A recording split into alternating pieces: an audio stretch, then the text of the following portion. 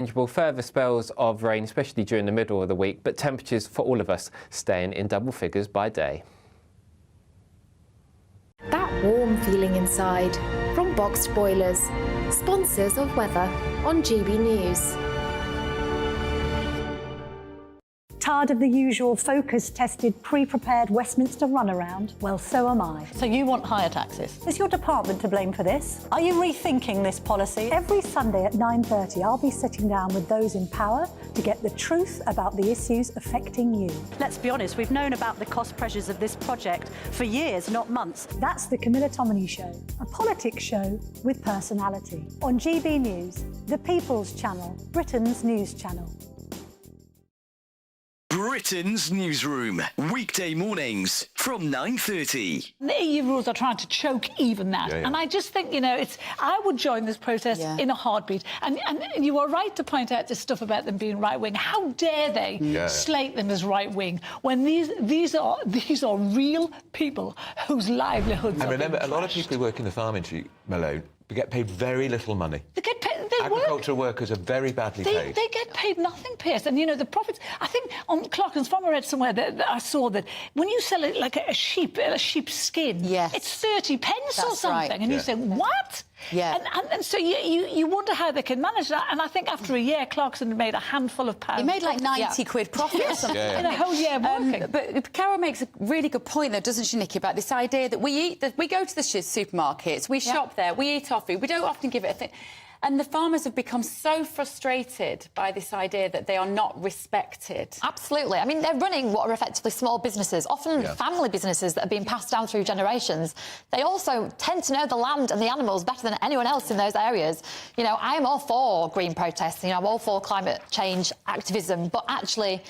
the only way you can do that is gradually. It's exactly what we've seen with Port Talbot. You know, you can't just go in and say, you're not going to do it anymore this way. You've got to do it this way instead. The Tata Steel thing. Yes, exactly. You've got to do it this way instead. You know, lots of farmers are on board with protecting the planet, but they can't do it overnight. You've got to give them time. So they're protesting, you know, they're saying no farmers, no food. When well, you say can't you get any more support some of obvious. these environmental protests, you're not one of these closet supporters of Just Stop Oil, are you? I'm not a closet supporter. I think I've been quite open about Just Stop Oil. No. I don't like all their methods, but I do like the message. Any of them. But I do appreciate the message. But sometimes you've got to do difficult things. What they're asking for now, those protesters, are unrealistic. What these protesters are asking for is not unrealistic. No. 2024, a battleground year. The year the nation decides. As the parties gear up their campaigns for the next general election. Who will be left standing when the British people make one of the biggest decisions of their lives? Who will rise? And who will fall? Let's find out together. For every moment, the highs, the lows, the twists and turns. We'll be with you for every step of this journey. In 2024, GB News is Britain's election channel.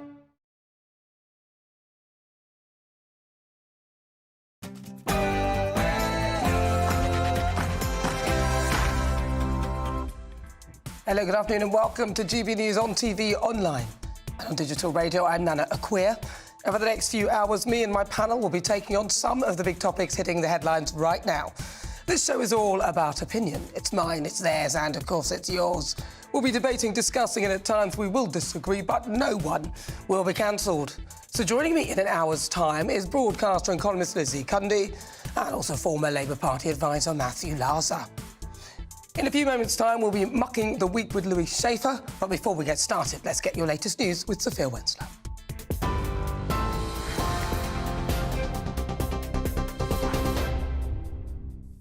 Thanks, Nana. Good afternoon. It's 3 o'clock. I'm Sophia Wensler in the GB Newsroom. Your top story this hour, the family of Alexei Navalny have demanded Russian authorities return his body after his death in prison. There's been international condemnation of the Russian president, with crowds gathering outside the Russian embassy in London, laying tributes and protesting. Alexei Navalny's mother has been told by Russian officials that her son was struck down by what they say is sudden death syndrome. The Kremlin says the West's reaction is unacceptable, describing it as absolutely rabid. Meanwhile, those gathered at the Munich Security Conference voiced their fury, with officials from the US, EU and NATO laying blame on Putin. Ukrainian President Volodymyr Zelensky told the conference the Russian leader is a thug who must be stopped. after the murder of Alexei Navalny. It's absurd to perceive Putin as a supposedly legitimate head of a Russian state. And he is a thug who maintains power through corruption and violence, coming to his so-called inauguration, shaking his hand, considering him an equal means to disdain the very nature of political power. One person has been arrested as thousands of protesters march in London in support of Palestine. Up to 250,000 people are expected at the demonstration near the Israeli embassy. Around 1,500 police officers from forces across Britain are on public order duties, with those taking part warned to leave by 6 o'clock this evening. GB News reporter Will Hollis is there. There is a sea of Palestinian flags in the capital city today for the 9th day of protests since those October the 7th attacks. Now, there are hundreds of thousands of people making their way down Park Lane next to Hyde Park, and they're heading in one direction. That's towards the Israeli embassy. They're calling with one voice for a ceasefire in the week that Parliament will be voting for one. Now, what you'll also see is a lot of yellow jackets. The police here say that what is going on in the Middle East, the conflict between Israel and Palestine, Israel and Hamas, is having a profound and polarizing effect on how they can police the capital city. Now, a third of small boat arrivals since 2018 have taken place while Rishi Sunak was Prime Minister. That's according to new analysis from the Labour Party. That's after 52 people reportedly crossed the Channel by small boat yesterday, meaning there's been just over 38,500 arrivals since Mr Sunak became Prime Minister. Labour says it's proof the government's focus on its Rwanda plan isn't enough to solve the crisis. But the government insists its policies are working, with the number of crossings last year down by more than a third compared to a year earlier. Farmers in Kent are staging a protest at a Tesco supermarket, furious at what they say are cheap international imports. Around 20 tractors are parked at Tesco Extra in Whitfield near Dover to raise awareness of what they fear could be a threat to Britain's food security. They say they can't compete with cheap foreign imports, and unless something is done, British farmers won't be able to afford to feed the British public. And Donald Trump has been ordered to pay $354.9 million in penalties for fraudulently inflating his net worth to dupe lenders. He's also been banned from running any business in New York for 3 years. Trump has denied any wrongdoing and called the case a political vendetta. The latest case comes as the former president appears to be cruising to the Republican nomination, despite multiple other legal battles. And the Duke of Sussex is reportedly willing to step into temporary royal roles while his father undergoes cancer treatment. According to reports in The Times, Harry is said to have told friends he'd be willing to cover some duties while his father recovers. It comes after Prince Harry hinted at a possible reconciliation with his father during an interview on American television. He said he was grateful for the time he spent with his father during a short visit to London last week. For the latest stories, sign up to GB News Alerts by scanning the QR code on your screen or go to gbnews.com/alerts. Now it's back to Nana.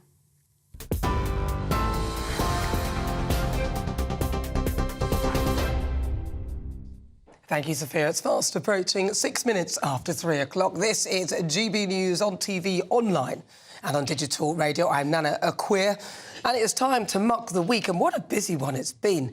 It started on a very sad note, actually. One of my absolute legends of radio, Steve Wright, DJ Steve Wright, he passed away, so may he rest in peace. But my midweek, of course, it was then Valentine's, and saddos like me trawled the internet to find things to do. Keir Starmer's sutra popped up, a joke from Conservative HQ. It said that it was apparently the perfect Valentine's gift for the politically promiscuous, written by the father of U-turns. It claimed to be the definitive how-to guide on flip-flopping into different positions on anything. Only available in paperback and spineless editions. Hilarious. Although Keir was the one with the last laugh, because at the end of the week, a week which has been dominated by the impending Wellingborough and Kingswood by-elections, of which resulted in the inevitable. The British public rightfully punished the dismal performance of the Tories, handing the Labour Party a double win. And in Wellingborough, Northamptonshire, Labour took Peter Bone's former seat, which he had held for a majority of more than 18,000. And in Kingswood, South Gloucestershire, they overturned an 11,220 Conservative majority to win Chris Skidmore's former seat. Rather unfortunate name. Turnout was almost half it was previously, but the real winner was the Reform Party, who established themselves as the third party, ousting the Liberal Democrats, whose leader, Ed Davey, appears to, well, be keeping a very low profile after the Post Office debacle and his repeated calls for others to resign. Then, after a dash to his father's side for approximately 45 minutes, this week, Prince Harry claimed, "I love my family." Crikey, really? Which family? Do you mean the King? Fair enough, but maybe you'd hope he could love them in a slightly less sort of branding them racist, writing books and calling them evil way. I mean, how bad does Meghan look now as well? Will she go and see her dad? Some people may be able to overlook their behaviour selling out their own family for cash, but I'm afraid I can't. Harry's grovelling now. I don't think that William will be as soft as his dad. And Harry is apparently willing to take on some official duties to help his father during his illness. I bet you are, Harry. No, no, no. Rule number one, Harry, never bite the hand that feeds, and that's us when it comes to the royal family. And whilst your dad might be able to forgive and forget, we'll forgive, but forgetting is a whole different ballgame, and one you clearly can't play, so why should we? Sadiq Khan is back on the map, the London Overground map to be precise, spending £6.3 million of taxpayers' cash on virtue signalling. Instead of putting the money into making the lines run better, he's come up with new names for them. The Lioness Line, the Mildmay Line, the Windrush Line, the Weaver Line, the Suffragette Line and the Liberty Line. Hasn't he got a knife crime epidemic on his hands? Actually, make that a crime epidemic as well? London is literally falling apart, and this is what he's doing. This has to be a joke. We've had the very suspicious death of Alexei Navalny. Apparently Putin had nothing to do with it. Interesting. Remember Prigozhin and that mysterious private jet that exploded with him on board? But then on a lighter note, ITVs this morning have decided against using Alison or Jodie. The latter couldn't spell pineapple. Instead, they chose to go with Kat Deely to replace Holly and Ben Shepherd to replace Phil. It's been a mucky old week.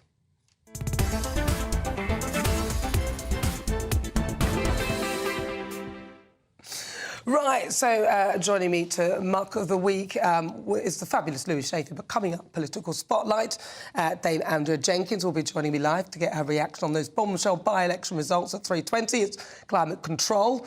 We'll continue to focus on the contentious climate debate. This week we're talking about the future of not-so-cuddly polar bears and loads more still to come. Remember, get in touch, gbviews@gbnews.com or tweet me at gbnews. Right, oh, OK. It's all gone a bit odd. Louis Schaefer, here you are, mucking the week. Well, it's been a bit dirty this week, hasn't it? Let's start me off with the Starmer Sutra. Well, the fact is you're complaining that he's waffling or changing his things. GB News is always talking about him doing that, but you should be happy that he's doing that. At least half the time he might be on the side you want him to be on. You want him to waffle, rather than be full on, I guess, someone who actually believed something. Well, we'd kind of rather him actually believe something and say something and then follow it through. If he's genuine, then you know what he's after. Otherwise, what is he on about? What does Keir Starmer really stand for? Well, you're thinking this election is about Keir Starmer. He's only getting... I don't know anything about this country. I've only lived here for 24 years. So whatever I say, Keir Starmer isn't this election. Rishi Sunak isn't this... This election is a really big election. It's between two forces. It's between the Rishi Sunak, Keir Starmer force and the people who are not going to vote because they don't support this guy. Maybe they'll vote for reform. Well, that's interesting, because Richard Tice said that reform was actually not it was literally two socialist parties. He was talking about the Conservative Party and the Labour Party, two socialist parties, because that's what they are, really, aren't they? At the end of the day, they're not even Conservative at all. I call it Team World. Team World. That's what I say. It's Team World. It's people, they both believe a certain thing, is that there shouldn't be a country. Imagine, it's basically the John Lennon song, you know, imagine there's no country. You know, imagine there's no, it's just like peace on earth, because where there's no borders, let people come and go, let people do what they want to do. Yeah, that song, yeah, imagine there's no borders. Yes, exactly. Well, that's the belief system. They both believe the exact same thing. So, and the other people are just not voting, and that's why. What does Keir Starmer believe in? He believes the same thing that Rishi Sunak believes in. You know that. Nobody has to ask. Nobody even knows what they believe. You want him to say, I don't... It's such a shame, isn't it? We've got a mess in this country when it comes to the electoral system. Let's move on to Prince Harry. He said that he's willing now, if needed, to step into royal duty, because he's got nothing else to do, really. Well, you know what? This station and you're so against Harry and Meghan, and the truth is, I really feel bad for the guy, because he's... No. Oh, my God, I totally do, because he's been programmed to hate his father. Yeah. It's something called parental alienation syndrome, and any divorce, and some divorced men see that. They see they've been distanced, and it can happen to women, too. They see they've been distanced from their own children. Their children have been taught that this guy's a bad guy. What, so you're saying that Princess Diana sort of kind of engineered and programmed him into hating his dad in a way? Is that what you're saying? That's what you're saying. Yeah, that's what I'm saying. Yeah. I think he's like the Manchurian Candidate. He's been sent from... It's horrible to say this. He's been sent from the dead to harm his father. Maybe it's a story. It'll make an incredible Shakespearean tragedy. Not that I've read any Shakespeare, but it's a tragedy. He would argue, though, that he's just angry at the way his wife was treated, and he's sort of putting it out on the fact that he felt the royal family were not very nice to her, not very inclusive towards her. Well, first of all, as I believe this, the royal family is not racist. They're not anti-Semitic. They don't hate anybody. They only care about getting their strawberries and cream delivered on time. They don't care who's lining the route, whether it's Jews or Arabs or black faces. They don't care about this thing. I think he's transposed Meghan for his mother, or vice versa. You think? I think so. Is this wrong to say? No, I think it's a perfectly valid. Have you heard this before? Not from anyone. You do not from anyone. But no, I get it though. Some people may feel that he's sort of channeling his mother's energy. His mother's hatred. His mother was a poor little 19-year... Not poor, she was a 19-year-old girl. She married the guy and she was promised a whole bill of thing. And meanwhile, he's in love with somebody else. And it was so sad for Diana. Yeah. And she had a divorce background and she wanted a happy marriage. And next thing you know, her husband is seeing some other girl. And so... she was angry, and Prince Charles is thinking, he didn't get enough love either. I feel sorry for this guy. His mother left and went around the world visit. Oh, she was lovely. The Queen, the late Queen was amazing. Oh, my God, this is my last show. The late Queen was amazing. She was good in many ways. If you wanted a queen, she was the best queen. But as a mother, I can honestly say, I shouldn't say this, I don't think she was... Why do you have me on this show? I love it. This for that very reason. Sadiq Khan, 6.3 million on a virtue signal, loading lines. Why is he spending the people's money in this way? And why is nobody saying anything? I want to hear from Suzanne Hall, the potential Conservative candidate, or Howard Cox, the potential Reform candidate who could potentially take this off Sadiq Khan. Why are they not speaking? This is ridiculous. Well, it was sprung on everybody. Did you know about that? I didn't know about it. Nobody knows. So they're spending this money. They're spending £6.3 million, and no one knew about it. Where's the press? Where are the public consultations? No one knew. I think it's a good idea to rename the train lines, because all these train lines are there are like 6 of them, whatever, and they're all going all these different directions, and you tell someone to come, and you don't even know the name. Yeah, but 6.3 million. Listen, if he wants to give me 6.3 million to come up with some virtue signalling lines, I'd like to know which advertising agency he employed to do this, how long it took him, and why he's even done it in the first place. Why has he done this? He has done this with the virtue signalling because he's part of Team World. He's Rishi Sunak. It's this whole concept is every inclusiveness. There is no country. Nobody's English. Our own history is bad. Not my history, but whatever. The English history is bad. And it's a denial of history. It's Orwellian or something. Yeah. Not that I know I about think it's an absolute absurdity that Sadiq Khan should be doing that. He's got a knife crime epidemic, a crime epidemic, people stealing watches off people walking down the street. Yes. You've got the burglary at an all-time high. London, a lot of people are put off by it. And this is what he spent £6.3 million on. This could have been a bit... to speak as to why... He doesn't need to speak. People need to speak out and say, well, why didn't we know about this? But the idea... Can I say something to you, Nana? The idea is right. It's like, for example, take the Northern Line. You know, there are 6 Northern Lines. 6 Northern Lines. 6 different Northern Lines, maybe more now, because one goes from Mill Hill East, But this Mill was Hill... the Overground he was doing. And the Overground, too. I'm on that line. I'm on that... I call it the Ginger Line, but nobody knows what to call it because it's orange Yeah, colour. but 6.3 million, it's a waste of money. Let's go It is a waste of money. Let's finish on this morning. This morning, Philip and Holly have been replaced by Kat Deely and Ben Shepherd. I just heard this, and I am completely shocked you're asking me to comment on this. I don't watch ITV. Nobody's watching it. The numbers are going way down. Nobody cares. People are watching us. They're watching us on YouTube. They're watching us on Twitter. They aren't watching. You know what I mean? I don't want to say that TV is down. But you know what? Phil Schofield, he wasn't the nicest guy in the world to do what he did, but he wasn't the horrible. He didn't deserve to be treated this way. Do you think? I'm not sure. Willis and Louis Schaefer, you're back this evening, are you, for Headlines? Yes, I am. Thank you for mentioning that. Oh, my God, the show's amazing. I'm on with Cressida at 11 o'clock and with Cressida Wetton and Josh Howie. And basically, we review the news, so hopefully in a funny way. I know I don't seem like much of a comedian, but I am, because sometimes funny stuff comes out of my mouth. Louis Schaefer, thank you very much. Thank you for having me. I love you, I love you, I love you. Oh, thank you, I darling. love you, and you're so beautiful. What do you want? What do you want, Larry? That's the fabulous Louis Schaefer. Don't forget to tune into Headliners at 11 o'clock. This is GB News on TV, online and on digital radio. Now, stay tuned, because still to come, my political spotlight. Dame Andrea Jenkins will be joining me to give me her reaction to those bombshell by-election results. At 3:20, it's Climate Control, where I continue to focus on the contentious climate debate. And this week, we're discussing the future of not-so-cuddly polar bears. Remember to tell me what you think. As ever, email me, gbviews@gbnews.com, or tweet me at GBNews.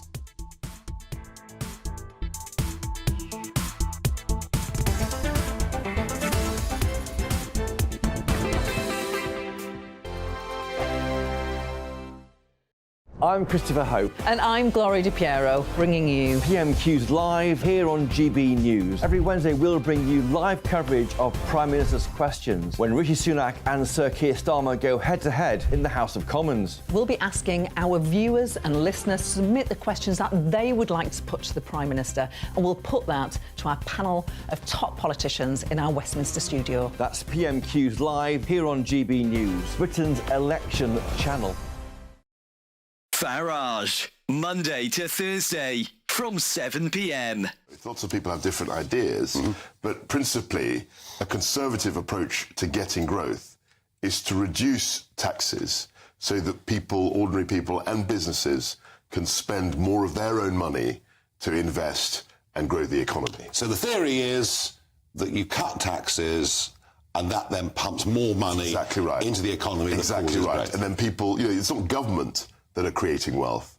It's individuals, businessmen, companies that create wealth. It's the private sector that creates wealth, that the public sector then taxes and spends. I get the theory, but one of the criticisms of you, and I think one of the criticisms actually of all political parties, is they appear to be incapable of cutting government spending. That's the key. I mean, and I think when I look back, is that we should have had a credible plan to reduce the increase in spending. Now, that's often a difficult concept to explain. But it's in line with inflation, etc. That's all right. So when you're slowing the increase, it means, you know, one year you spend £100 and the next year you spend maybe £101 as opposed to going up to £110. So the actual level isn't going down, but you're slowing the increase. And that's very much what I tried to do. And actually, looking back, the one thing I wish I'd done, was to present a credible spending plan at the same time as the tax cuts that we announced. You had a go, it didn't work out for whatever reason, and that analysis will go on for some years to come. We have Jeremy Hunt there as Chancellor now, hinting quite strongly now there won't be any tax cuts, but the truth of it is, under 14 years of Conservatives, for a variety of reasons, the tax burden has risen to the highest since the Attlee government way back in 80 years, 1951, whatever it is. 2024, a battleground year. The year the nation decides. As the parties gear up their campaigns for the next general election. Who will be left standing when the British people make one of the biggest decisions of their lives? Who will rise? And who will fall? Let's find out together. For every moment, the highs, the lows, the twists and turns. We'll be with you for every step of this journey. In 2024, GB News is Britain's election channel.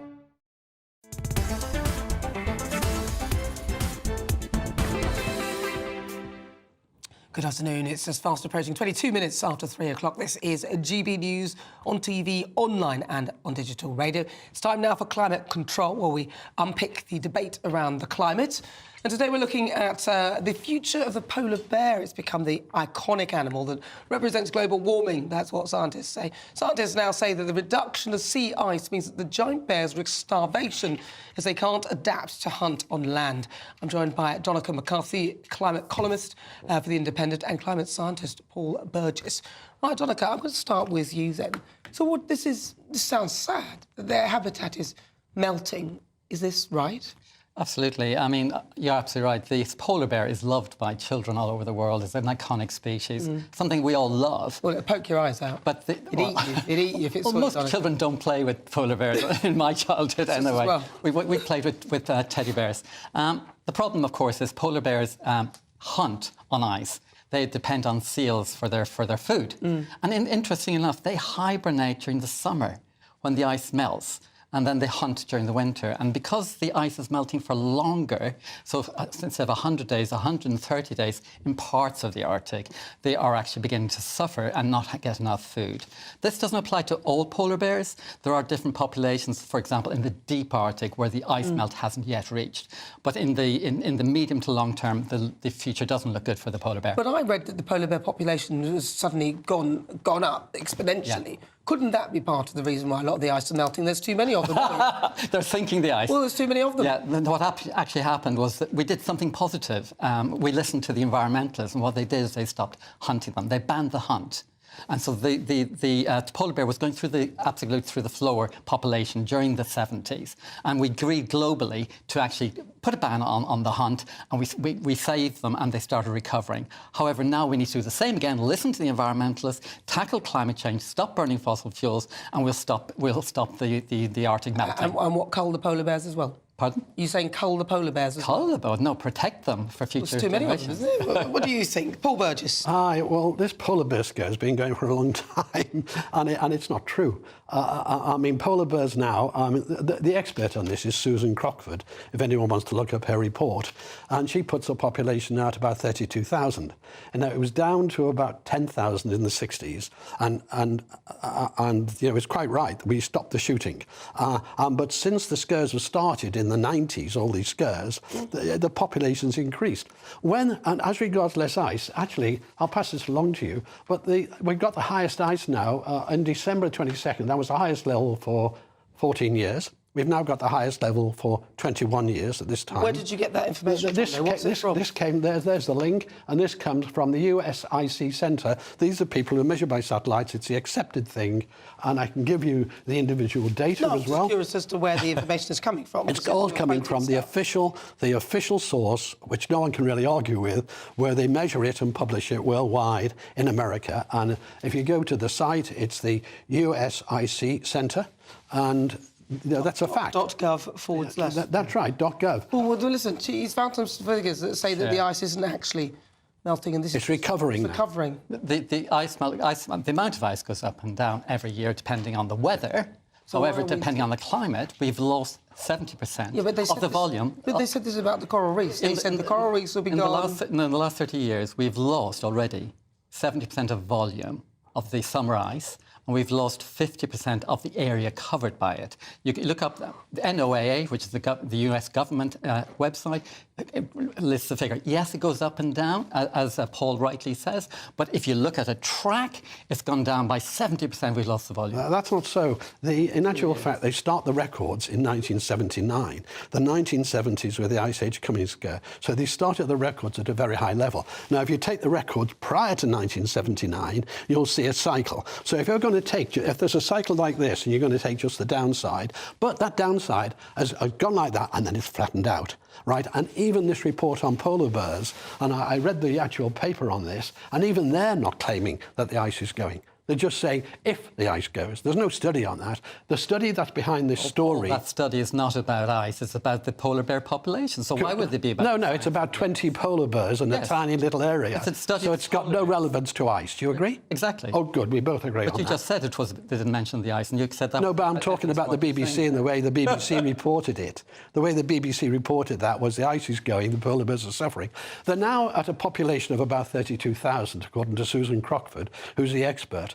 You know, in Hudson Bay... But the BBC was saying in that area, in Hudson Bay, which is what I said, yes. The areas of the... There's 19 separate populations of polar bear, and some of those populations are in areas where the ice is gone, or going, and those are the ones that they studied, and those are the ones that are beginning to starve. No. There's actually, if you look at the Crockford report on this, you'll see the western Hudson Bay and the eastern Hudson Bay. Now, one of those decreased by 27% population. That's a fact. But the other side increased by 30%. Look, you can't deny the fact that we now have more polar bears than we started since we started recording. I haven't denied it. I actually said the numbers have increased because we stopped. And what you're basing everything on, then is the scare story about CO2. No, I'm not talking about You are, because you're saying we've got to take action. I didn't... The factual fact, whether you believe in climate science or not... I believe in climate science. 95% of the world believe in the climate. Whether you believe that is not true. Let me finish. Yeah. Whether you believe in climate science or not, we have lost 70% of the ice, and that means Since that when? is a threat. Since when? Don't use statistics like that. To the polar bear population. Since when have we lost 70% of the ice? We have lost 70 of the historical... since the historical period, since the 70s. Since when? 1979? Since the 70s. You can you're cherry-picking statistics. No, I'm actually checking... No, everyone can look it up. All the records start in 1979. Well, there they are. recognised as an erratic... there they are. Eccentric on this issue. The vast majority of the mainstream scientists understand... That's an assertion. That's an assertion appeal to authority. That's not fair to say that he's recognised as an erratic. It is. That's not fair. No, if you have to look at climate science, you have to look at the legitimate science. And Paul is outside that mainstream. No, I'm not. No, hold on. Sorry. Sorry. It's not fair, though, to label people just because you think other people might recognise or label him that way. I don't recognise him that way. I see him as putting forward a different perspective, and I think it's a valid perspective that should, and I think the other perspective should always be challenged. I think you're fair to call it a person, I think, but the science that he's referring to is erratic and is outside the mainstream. That is not correct, actually. But never mind. That's an appeal to authority. You can argue about your God, and I can argue about my God. That gets us nowhere. This is the Atlantic multi-decadal oscillation. This is taken from the Met Office, by the way, right? And this shows you the warm period in the Atlantic that lasts for about 30 years. We're coming to an end of this now. This period of warming, it goes to cooling. This period of warming started in 1995. We've had 29 years of this warming. That's what melts ice. It isn't the temperature that melts the ice, it's the water temperature. It's the water temperature. Well, when somebody says it isn't the temperature that melts water, no, I said it's the water temperature that melts the ice. We're not talking about real science, we're talking about eccentric science. I'm sorry. That's ridiculous. I mean, if the water's warm underneath the ice... temperature has nothing to do with... No, I didn't say that. You're misquoting me. I said the water temperature controls the ice melt, not the air temperature. Well, listen, don't misquote me. OK, so fair enough. But the bottom line is, it's good to dissect the story. Correct. Tell us something about the polar bears. I want to hear the full story. So I've got to say thank you so much to Paul Burgess, climate scientist, and also Donica McCarthy, who's a climate columnist in the Independent. I could get there in the end. Get your teeth out, put them back in. This is GB News on TV, online, and on digital radio. I'm Nana Akua. On the way, Dame Andrea Jenkins gives her verdict on the bombshell by-elections that have ruined Rishi Sunak's week. But first, let's get your latest headlines with Sophia.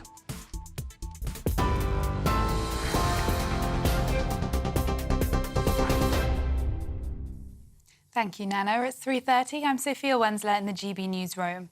Your headlines. The family of Alexei Navalny have demanded Russian authorities return his body after his death in prison. Mr. Navalny's mother has been told by Russian officials that her son was struck down by what they called sudden death syndrome. The Kremlin says the West's reaction is unacceptable, describing it as absolutely rabid. Meanwhile, those gathered at the Munich Security Conference voiced their fury, with officials from the US, EU and NATO laying blame on Putin, while the Ukrainian president called for more support in his country's war against Russia's invasion. 10 people have been arrested as thousands of protesters march in London in support of Palestine. Up to 250,000 people are expected at the demonstration near the Israeli embassy. Around 1,500 police officers from forces across Britain are on public order duties, with those taking part warned to leave by 6 o'clock this evening. A third of small boat arrivals since 2018 have taken place while Rishi Sunak was Prime Minister. That's according to new analysis by the Labour Party. They say it's proof the government's focus on its Rwanda plan isn't enough to solve the crisis. GB News understands 4 boats were intercepted today. The government insists its policies are working, with the number of crossings last year down by more than a third compared to a year earlier. And farmers in Kent are staging a protest at a Tesco supermarket, furious at what they say are cheap international imports. Around 20 tractors are parked at Tesco Extra in Whitfield, near Dover. They're aiming to raise awareness of what they fear could be a threat to Britain's food security. They say they can't compete with cheap foreign imports, and unless something is done, British farmers won't be able to afford to feed the British public. And for the latest stories, sign up to GB News Alerts by scanning the QR code on your screen or go to gbnews.com/alerts. Now it's back to Nana.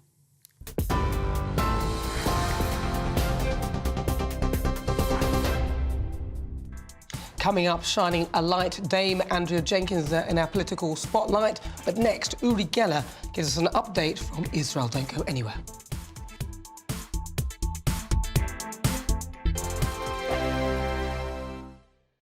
Join us every night on GB News at 11 p.m. for Headliners, which is 3 top comedians going through the next day's news stories, which is exactly what you need, because when the establishment has gone crazy, you need some craziness to make sense of it.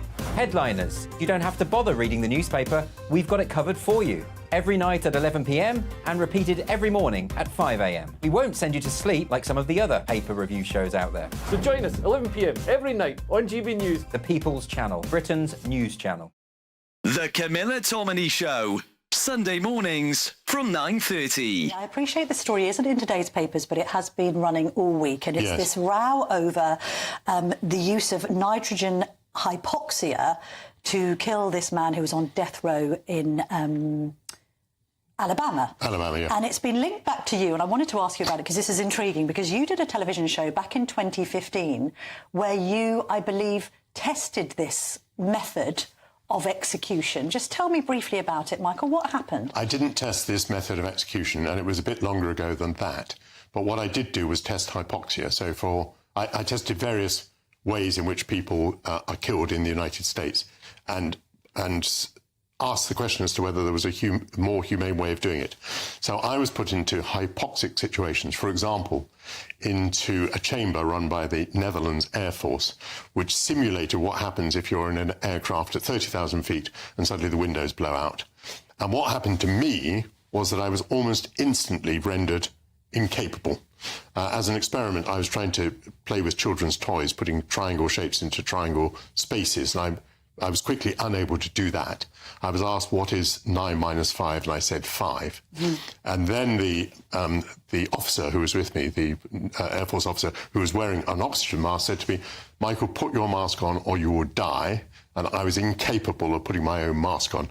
Now, this suggested that hypoxia was very fast acting. And that you had... Obviously, I was in no pain or anything like that. I was just completely unaware. By the way, this is why, if you're on an aircraft and it depressurizes, you must put your own mask on first. But of course, I can't go on and draw conclusions. We did not experiment with nitrogen. But what I can say is it was evident to me that hypoxia renders you incapable almost instantaneously. I think the most exciting bit for me is talking to people. People who I think are ignored often by the major news channels. We're going to give news they want to hear. There's a voice there that needs to be heard. I think there's a chance here for a diversity of opinion to be expressed, which you don't find elsewhere. It's really exciting. We don't hold back. We're free to say how decisions that are taken here affect us all around the country. Only on GB News, the People's Channel, Britain's news channel.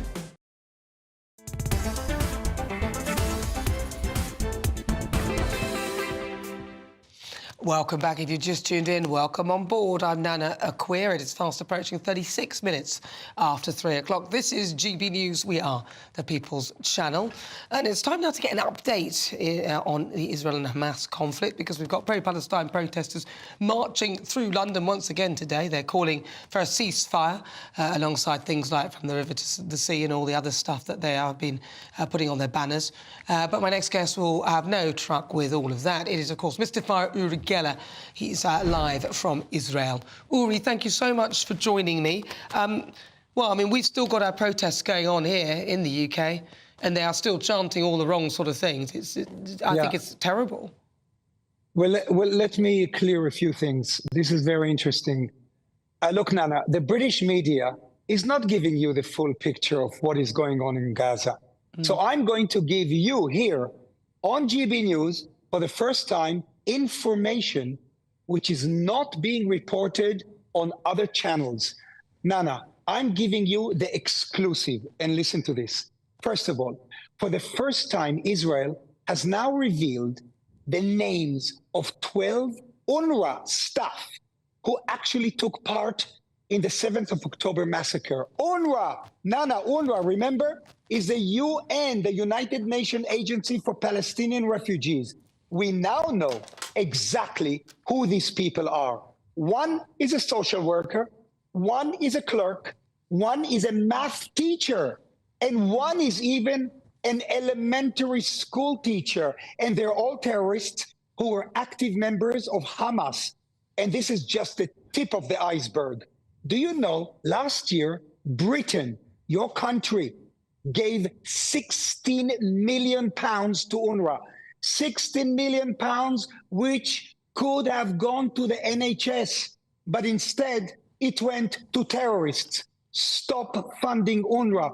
Nana, stop funding murderers. Look, let me show you something. But Uri, it's not obviously like there were 12 members of it. We would hope that the whole institution isn't riddled with this. Do you know what I mean? So there were 12 people who were caught. Okay, let me continue, please. This is the Nasser Hospital in Gaza. Now, I want to reveal something else. Again, I'm giving you, Nana, an exclusive on GB News. As you know, Israeli special forces have gone into the Nasser Hospital in Gaza because Hamas terrorists are hiding there. They have already found mortar shells, grenades, and other weapons. But that is not all. They also found a box full of medication, which the Israelis were waiting for, the hostages. The names of the Israeli hostages were on those medication boxes. This appears to be medication which the Red Cross agreed to get to the hostages, but instead it has been dumped. This is horrifying because these are life-saving medications. And then to finish, Nana, let me ask you, I'm asking you and your guests, if terrorists massacred 1,200 British people and then they went to hide either in the Chelsea or Westminster Hospital, what would you do? What would you do? The British people would demand that the SAS go into that hospital and kill every last terrorist. Nana, Israel did not ask for this war, but we have to destroy Hamas and we have to get the hostages back. That's its story. Well, so how are you coping with all of this and the people around you? Because, of course, the war feels like it's getting bigger in a way and more people are getting involved in it. And now there are more rockets heading towards North Israel as well. Yeah, well, the people who live or live in the north have been evacuated. Thousands are evacuated. All the hotels in Tel Aviv are full with people who were taken away from their homes because missiles are hitting their homes. You know, in the north, Hezbollah has direct missiles, precise missiles. They aim them at civilian homes. Explosions, already people died because they didn't want to leave their home. Here in my museum, believe it or not, I had 3 tours today, and people know what's going on, but life has to go on. I see, you know, I'm still wearing this. This is free the hostages, bring them home. There is a war going on. Right now, as I speak to you, there's a war going in Gaza, and there's a war going on in the north. People are trying to somehow get used to this situation. It's not easy, but this is life. When there is a war, unfortunately, and I've said it many times, civilians get killed. And I pray to God that this war will be over. If they return the hostages to us, return them, the war will stop. Uri Geller, always good to talk to you. Thank you so much for your thoughts. That's Uri Geller. He's live in Tel Aviv. This is GB News. It's fast approaching 42 minutes after 3 o'clock. I'm Nana Akua. We are live on TV, online and on digital radio. Coming up in the next hour, my Great British Debate. I'm asking, should Nigel Farage return to frontline politics? But still to come, the one and only Dame Andrea Jenkins will give me her reaction to the by-election results that saw the Tories trounced. I think the most exciting bit for me is talking to people. People who I think are ignored often by the major news channels. We're going to give news they want to hear. There's a voice there that needs to be heard. I think there's a chance here for a diversity of opinion to be expressed, which you don't find elsewhere. It's really exciting. We don't hold back. We're free to say how decisions that are taken here affect us all around the country. Only on GB News, the People's Channel, Britain's news channel. Good afternoon, Britain. Weekdays from midday. Elon Musk has announced that the first patients to receive a groundbreaking brain implant from Neuralink is recovering well. This is all a bit odd. The product, called telepathy, uses a robot to surgically place a computer chip in a region of the brain that controls movement. Yes, Elon Musk says that the first goal is to enable people to control a phone or a computer just by thinking. He says that initial tests show promising signs of brain activity, meaning that patients with paralysis could one day overcome their conditions. Not sure about this one. Joining us to discuss this breakthrough is applied futurist Tom Cheesewright. Tom, this sounds, well, slightly terrifying. I certainly think a lot of people will be thinking this is something out of a sci-fi horror rather than reality. But this is a technology that's been a long time coming. We've been developing direct brain-computer interfaces for a long time, mostly for the sort of therapeutic reasons that are the initial goal, at least, of Elon Musk's Neuralink, to allow people who are perhaps quadriplegic to have direct control via their brains of initially a smartphone and maybe ultimately artificial limbs or a wheelchair. It does seem fascinating how quickly this technology is moving on. I saw demonstrations perhaps a year or two ago of people playing a very simple Pong game just by thinking, moving sort of one line on a screen up and down. This seems like potentially there has been a breakthrough that means far more complex things can be controlled just by thinking. Well, there's lots of different aspects to this technology. The initial attempts to interface with the brain used actually quite thick prongs almost that went into the brain, and they were quite solid, and so if the brain moved, they could potentially cause damage. I'm Christopher Hope. And I'm Gloria Di Piero, bringing you PMQ's live here on GB News. Every Wednesday, we'll bring you live coverage of Prime Minister's questions when Rishi Sunak and Sir Keir Starmer go head-to-head in the House of Commons. We'll be asking our viewers and listeners to submit the questions that they would like to put to the Prime Minister, and we'll put that to our panel of top politicians in our Westminster studio. That's PMQ's live here on GB News, Britain's election channel.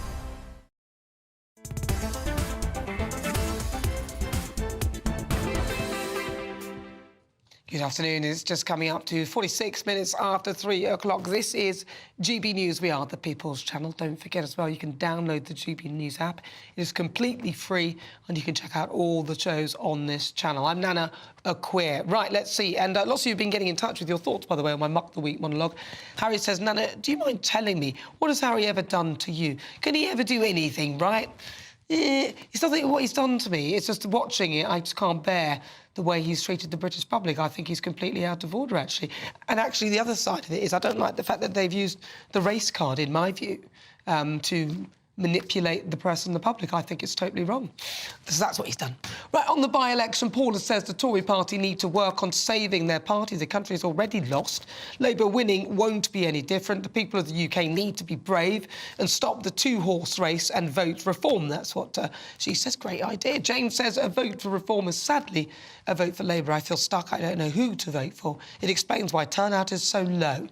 On climate change, Rob says a professor in one of Canada's leading universities carried out a 3-year survey of polar bears in Alaska, Canada and the North Pole, which showed an increase in population. She then lost her position and funding for refusing to redact part of the report to align with their climate change policies. Really? I'd love to know who she is. Well, thank you for that. Keep them coming. GB Views at gbnews.com. If you just joined me, welcome. We are GB News. It's time now for this week's Political Spotlight. And joining me to shine a light is Dame Andrea Jenkins. Andrea, thank you very much for joining me. Really appreciate you coming onto the show. I've got to start with, Andrea, what did you make of the fact that I think it was predictable that Labour would win, but what's your reaction to the by-election defeats for the Tory party? I mean, I think it was to be expected. I mean, it's been all recent by-elections, hasn't it, in the last 18 months? And we've seen the polling, which isn't good for the party. But I think really we're at this crunch point now, Nana. I mean, if we look across the globe, even at our European neighbours' backyards, they're at a juncture, they're making a stand, and they're actually standing up for real common sense conservatism. I think we're actually witnessing a backlash to globalisation and a return to the statehood. And I think that voters feel disenfranchised at the moment with the two main parties, which is very, very sad because, you know, I love our party and I want to see us return. But I think we can only do that if we start being more conservative. Because what do you make of Richard Tice's criticism of it, that it was actually, well, it was a vote for two socialist parties, really, the Labour Party and the Conservative Party, because there's nothing conservative about them anymore? No, I mean, I disagree with that, although, I mean, I don't think we could ever be as bad as the Labour Party. However, I think that we should be a party of low taxes. I don't want to see any more of this two-tier policing system, Nana. You know, we want to be catching the criminals. We don't want to see these mobs on the street who's intimidating people, including MPs. Just anybody who's got a different view, they try and intimidate. And personally, I'd like to see us ditch net zero. And to me, as a Conservative, we should be all about believing in the individual. They're making the choice how they want to heat their homes and what cars to drive. So let's return to more conservative policies. And I think that then we'll start seeing an increase in the polls. I wanted to get your thoughts on, because I spoke about it earlier, Sadiq Khan. This week, it's announced that he spent £6.3 million on renaming the overground lines. I mean, as a voter, a viewer, somebody who follows politics all the time, I'm astonished at how much he can get away with. I don't get it. I just don't understand. How is he managing to do all this and get away with it? I agree. It's just ridiculous. And what a waste of taxpayers' money. And we need to challenge this at every opportunity, Nana. But it's also, it shows you the whole institutions, how they are rife with this wokeism. And we really need to fight back on this, Nana. And I really pray to God that Sadiq doesn't get in these elections. Yeah, because your candidate is incredibly quiet at the moment, Suzanne Hall. I'd love to hear her speaking out about this. I don't know why she isn't. Even the Reform candidate, Howard Cox, I mean, where are they? Nobody's really spoken much about this. And I think a lot of Londoners, and even people who don't live in London, are looking at this and thinking, what a shocking waste of money. Yes, completely. I mean, people are finding it hard to heat their homes at the moment. So It shows you how out of touch Khan is, that he wants to spend money and waste money like this. It's all virtual signalling, isn't it? Yeah. Now, what about your party? Because the thing is, the reason why I think the Labour Party got ahead in those elections was simply because there wasn't the turnout. I mean, I think it was just over 33% or something of turnout. The year before that, it was, well, the previous time, sorry, there was over a 65% turnout. What do you think that Rishi can do to get people to get out there and vote? And it's not good enough literally saying, oh, well, a vote for reform is a vote for the Labour Party, because people just simply won't come out. No, I agree with you. And I do think smaller parties have got the right to exist. We live in a democracy, don't we? So, let's face it, Nana, if we was more conservative, there wouldn't be these smaller parties who are rising up in the polls. So, I mean, I've said before that Rishi, it's very sad for every Conservative. None of us want to be here. I do think, unfortunately, Rishi must go. I think that we need a fresh start, new leader, new Conservative leader. I know all the critics will be saying, oh, here we go again. But what choice have we got, Nana? I think we have a new leader who will connect to the public, who will bring out these true Conservative policies where we're low taxes. I mean, I think he's trying his best, but I think that it's not cutting through to voters. So we need to find somebody who will, and who will be strong, stand up to the woke mob at every institution, to cut the net zero, or I ditch it personally, and also to get this country thriving again, because I'm proud of our country, and it's very sad to see some of the things happening at the moment. But if Rishi goes, this is another 6 weeks of the shenanigans that we had last time. Literally, the place stalls. And who would you, in your view, who would you say should replace him? No, I remember you can have your deputy prime minister who can be holding fort while you do that, and you could probably do a leadership election within a month. So, I mean, who do I think? Well, I think the issue at the moment is there's lots of potential candidates on the right of our party, but because we haven't got the numbers, there's more One Nation lefty of the party or MPs, we need to unite behind one person. And so I think it's up to those potential leadership candidates to bang their heads together, get in a room and actually decide on which one of them, when the time comes, is going to put themselves forward. So who do you think then? Who do I think? I mean, I'm happy with Priti, Suella. I mean, I'd bring back Boris, to be honest with you. Really? He's still... Yeah, I mean, I'd want him to clearly ditch the net zero stuff, but when I'm campaigning, he's still so positively strong response on the doorstep.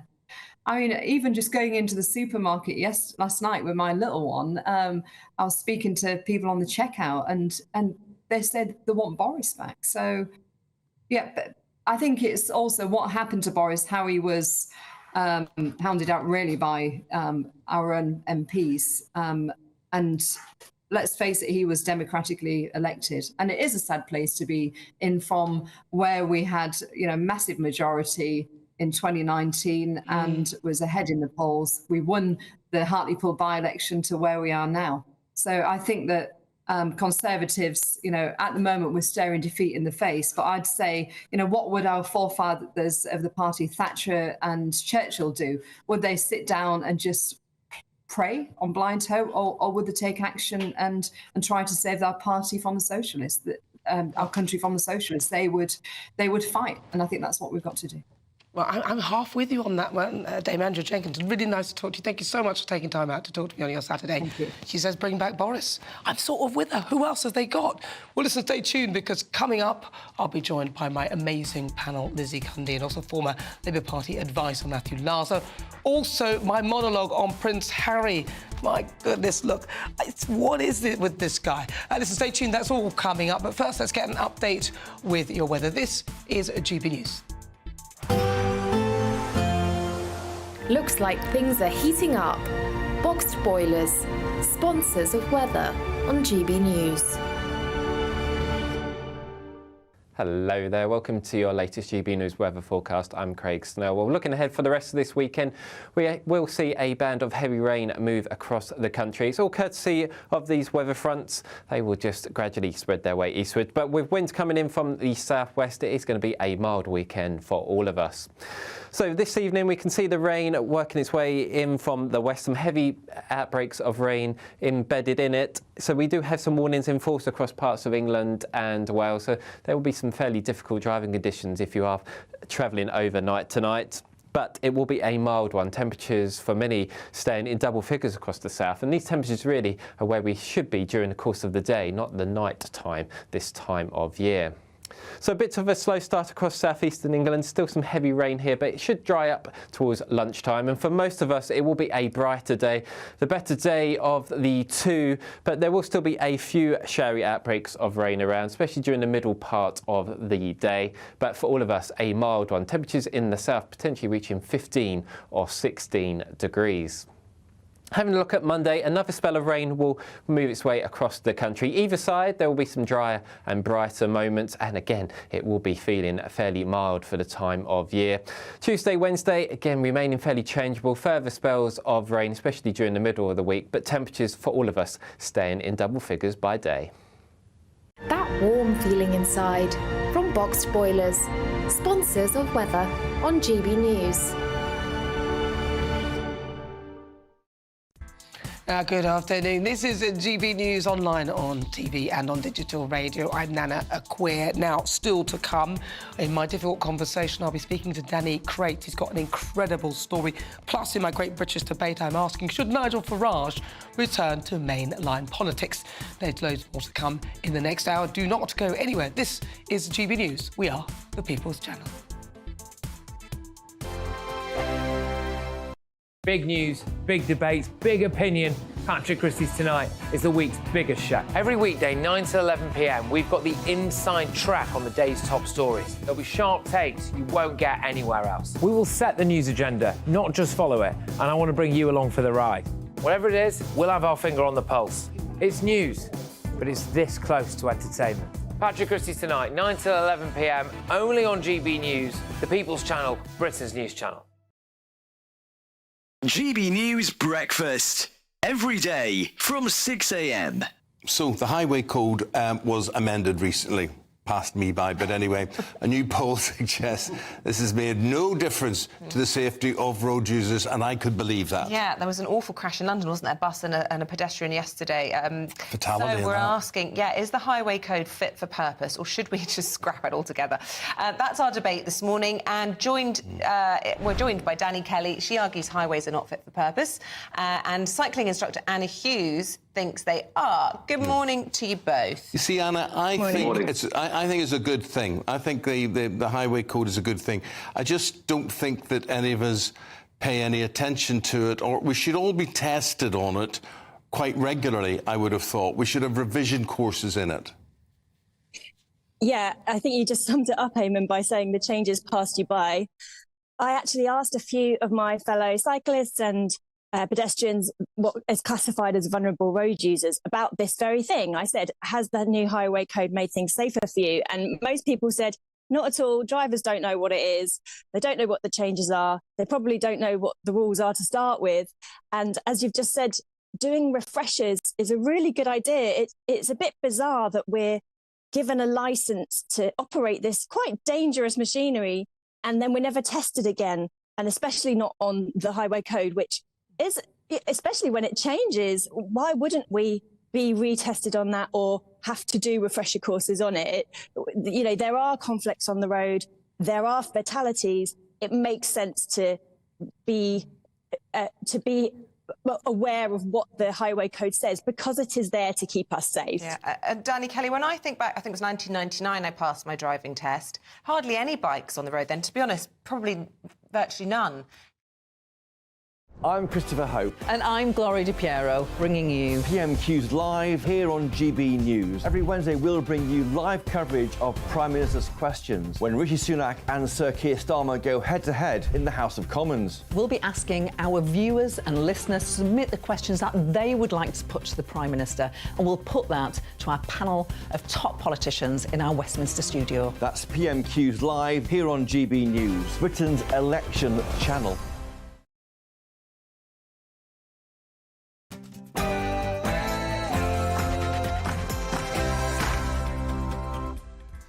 Good afternoon, it's 4 o'clock. This is GB News on TV, online and on digital radio. I'm Nana Akua. And for the next few hours, me and my panel will be taking on some of the big topics hitting the headlines right now.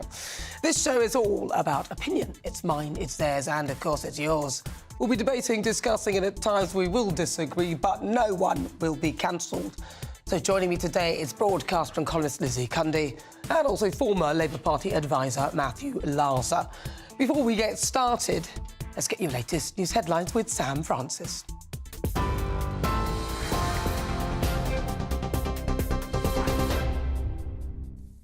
Nana, thank you very much and good afternoon from the GB newsroom. It's just gone 4 o'clock. The headlines this hour. The family of jailed politician Alexei Navalny have said they don't know where his body is and they believe that it's being held by authorities so that they can cover their tracks in Russia. It comes as President Putin is facing increasing international condemnation. And here in the UK, crowds have been gathered outside the Russian embassy in London, laying tributes and protesting through the night. The Kremlin, though, says that the West's reaction is unacceptable and described it as absolutely rabid. The Ukrainian President Volodymyr Zelensky is among those who've laid blame on the Russian leader. And earlier he addressed the Munich Security Conference, calling Putin a thug who must be stopped. After the murder of Alexei Navalny, it's absurd to perceive Putin as a supposedly legitimate head of a Russian state. And he is a thug who maintains power through corruption and violence, coming to his so-called inauguration, shaking his hand, considering him an equal means to disdain the very nature of political power. Well, staying at that Munich Security Conference, President Zelensky has also said there is a shortage of long-range weapons in Ukraine, which is hampering the country's fight against Putin's forces. He told leaders there that there's an urgent need for Western support, with the 2-year anniversary of Russia's invasion approaching. As support wavers in the UK among Republicans, Foreign Secretary Lord Cameron and the Labour leader Sir Keir Starmer have said they will stand as one behind Ukraine. And it comes as the UK and the EU push the US to pass a multi-billion-dollar aid package to strengthen Ukraine's defences. 10 people have been arrested for a string of alleged offences as thousands of people have joined a pro-Palestinian march in central London this afternoon. Up to 250,000 people have been expected at that demonstration near the Israeli embassy, parading through the central streets of the city. Around 1,500 police officers from forces across the UK are on public order duties in the capital, with those taking part warned to leave by 6 o'clock this evening.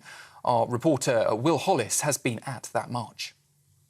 There is a sea of Palestinian flags in the capital city today for the 9th day of protests since those October the 7th attacks. Now, there are hundreds of thousands of people making their way down Park Lane next to Hyde Park, and they're heading in one direction. That's towards the Israeli embassy. They're calling with one voice for a ceasefire in the week that Parliament will be voting for one. Now, what you'll also see is a lot of yellow jackets. The police here say that what is going on in the Middle East, the conflict between Israel and Palestine, Israel and Hamas, is having a profound and polarising effect on how they can police the capital city.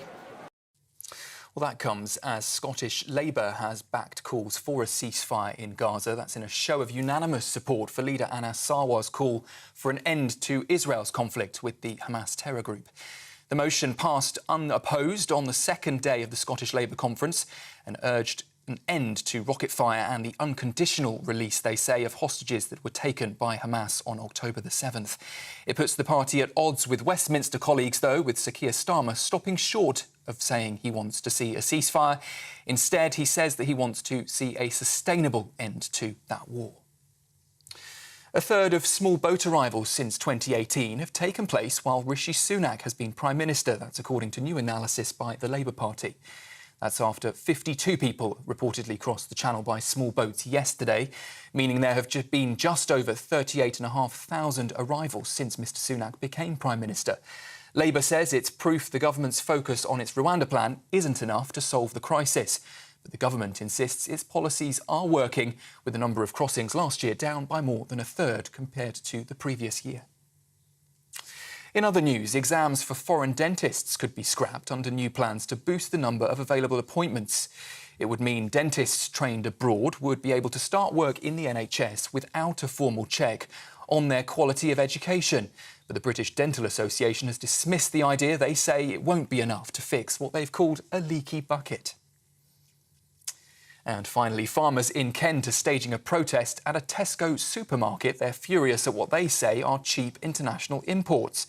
Around 20 tractors have been parked up at Tesco Extra in Whitfield near Dover to, they say, raise awareness of what they're fearing could be a threat to British food security. They've also said they can't compete with cheap foreign imports, and unless something is done, British farmers won't be able to afford to feed the British public.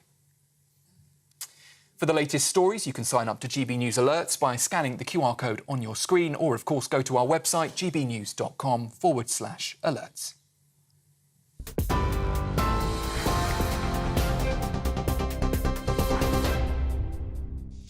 Good afternoon, you're with me, I'm Nana Akua. This is GB News on TV, online and on digital radio.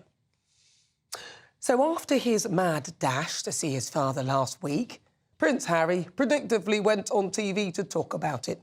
He gave his first interview to Good Morning America, whilst apparently being filmed by a crew that were doing a documentary on the Invictus Games. He didn't disclose his father's diagnosis, but frankly, even the fact that he was on TV talking about it was concerning. No wonder they're keeping him at arm's length. This is what he said. How did you get the news that the king was ill? I spoke to him. And what did you do next? I jumped on a plane and went to go and see him as soon as I could. How was that visit for you emotionally? Look, I love my family. The fact that I was able to get on a plane and go and see him and spend any time with him, I'm grateful for that. An illness in the family can have a galvanizing or sort of reunifying effect for a family. Absolutely. Is that possible in this case? Yeah, I'm sure. Throughout all these families, I see it on a day-to-day basis. The strength of the family unit coming together. He also said that he loves his family, but then he said that he had his own family in America. So which family does he love? I'm not buying it.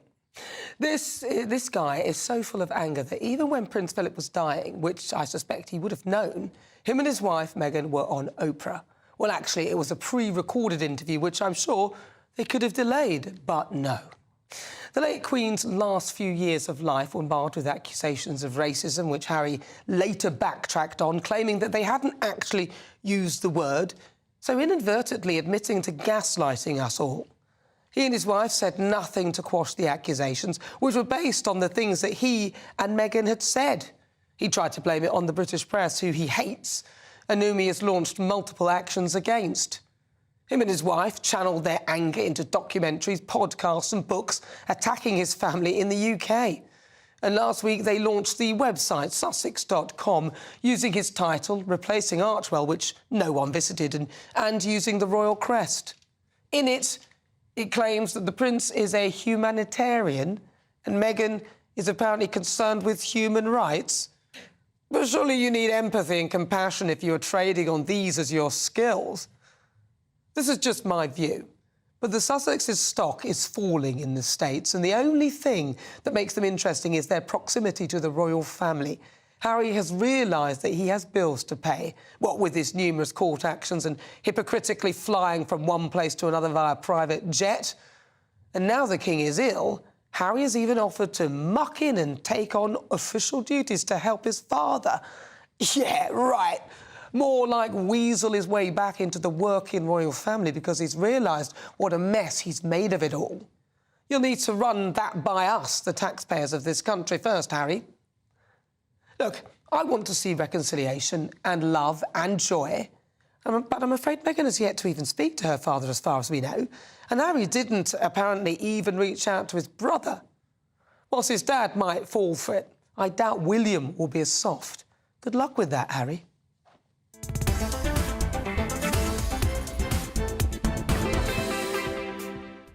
So before we get stuck into the debate, here's what else is coming up today. For the Great British Debate this hour, I'm asking, should Nigel Farage return to frontline politics? The honorary president of the Reform Party is dropping more hints that he could make such a move after a good showing for the party at those by-elections this week. Then at 4:50, it's Royal Roundup time. Lady Colin Campbell will be live to react to that interview by Prince Harry. He's hinted that the King's cancer diagnosis could be the spark of reconciliation in the royal family. Is he right? And then at 5 o'clock, it's this week's Difficult Conversation. Amazing athlete Danny Crates will be live in the studio. The Paralympian represented his country in 2000 in Sydney and then 2004 in Athens. He'll be sharing his incredible story. That's coming up in the next hour. Tell me what you think on everything we're discussing. Email gbnews@gbnews.com or tweet me at gbnews.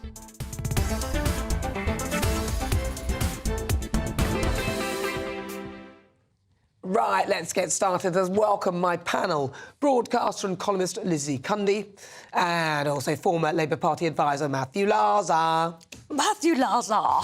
Matthew I love it. You make it sound very glamorous. Matthew If a couple of minutes, I'm sorry, it's madness out there.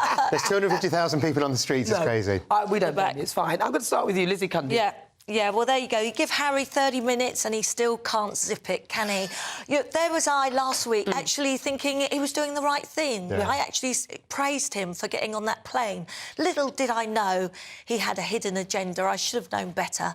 He only had the website, but it set up this interview with Good Morning America. Now, the first thing you should do, look, I'm no PR expert, but you say to the broadcasters, right, you're not mentioning my father in this interview, you're not mentioning the cancer diagnosis, not mentioning the royal family. Yes, I'll talk about the charity work, Invictus Games, that's what it's all about. But no, he couldn't help himself, because you know why? He knows that's his only way in to make money and let him be popular again. But if he hadn't mentioned it, people might say, oh, well, he's not mentioned it, he could at least say one thing about it, and blah, blah, blah. Do you know what I mean? So, because there's one thing that he didn't mention it. When he went to that glitzy event, that Z-list event that he went to, and he didn't mention the King at all, and everyone criticised him for not mentioning the King. No, but he didn't. He's already had his chance. He's been at two low-rent awards ceremonies. He could have said, you know, wish my father well, or something of those terms, like, you know, Prince William did when he was at the event. But no, he has to go into detail, and he can't help himself. He could have done this so differently, and with their relationship so raw at the minute, is it any wonder that Prince William is like, stay well away from me? Absolutely. You cannot tell Prince Harry and Meghan anything.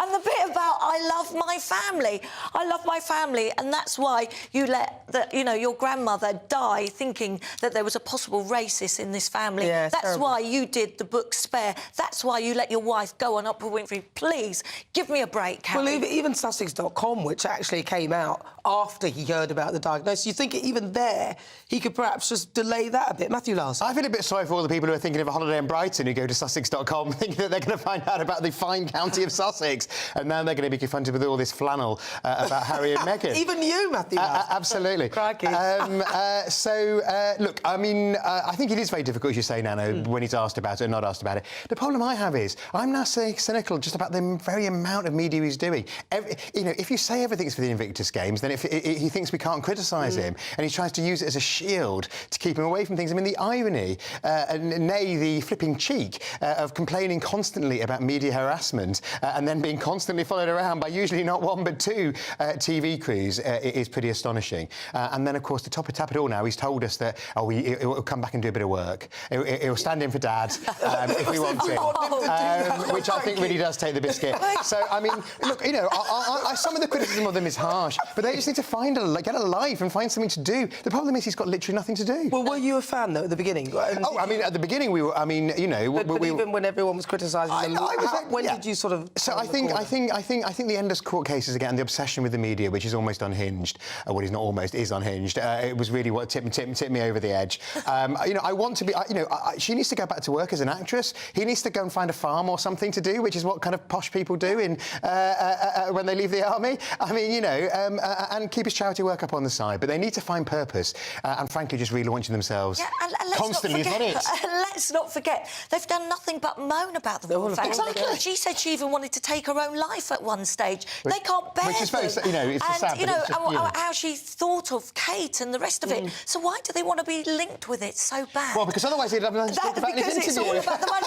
And I have to say, on their website, when I read it, I couldn't help but have a little giggle to myself, because recollections may vary on what... and everything. On how they explain themselves. I mean, she's like the humanitarian and all this compassionate person, where she showed none to her own father. Well, that's the thing, and certainly didn't to Kate or anyone else. Point. You've come to it, and that's the point. Now Harry's done this dash to see his dad and saying that we're a family and we should all get together.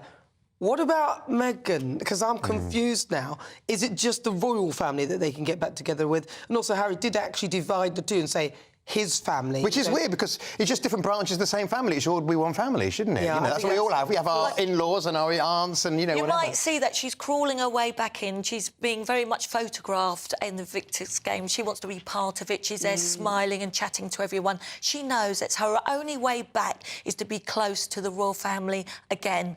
But what about her own family, though? Because that's what I'm...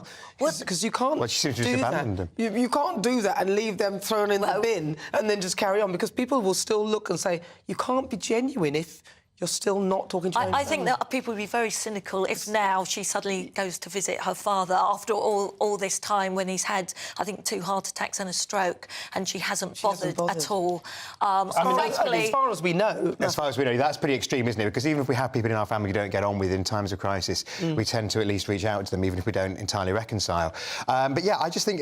I mean, look, I want them... You know, I want to not have to dislike them, but they need to get themselves in order, find something to do, and just stop this posing. Stop whinging. Stop whinging, that's it, whinging. The moaning. And what was very cynical in that interview with Good Morning America, when Harry said, yeah, illness brings you together. Well, how about he not say that to his wife with her own father? Well, he needs to tell his wife that as well. I don't understand it, but we all keep watching it because it is It's a slow-motion car crash. It's the Sussex show. You can't help it. But the bottom line is, look, if you're genuine, then you will make up with your father. Maybe it's time to get rid of the titles. Maybe it's time to strip them of Sussex.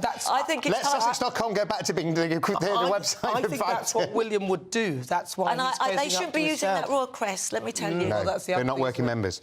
Well, listen, it's just coming up to 17 minutes after 4 o'clock. This is GB News on TV, online and on digital radio. Coming up, it's Royal Roundup time. Lady Colin Campbell will be giving us the latest from behind the palace walls. On the menu, her reaction to Prince Harry's latest speculation about a potential return to a royal family. But up next, it's time for the Great British Debate this hour, and I'm asking, should Nigel Farage return to frontline British politics? Send me your thoughts, gbviews@gbnews.com, or tweet me at gbnews. Tell me what you think and cast your vote. There's a poll up right now on Twitter asking that very question. Cast your vote now.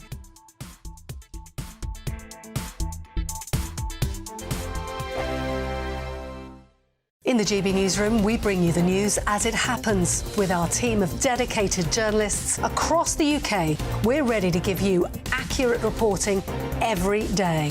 When the news breaks, we'll be there with bulletins on GB News, the People's Channel, Britain's news channel.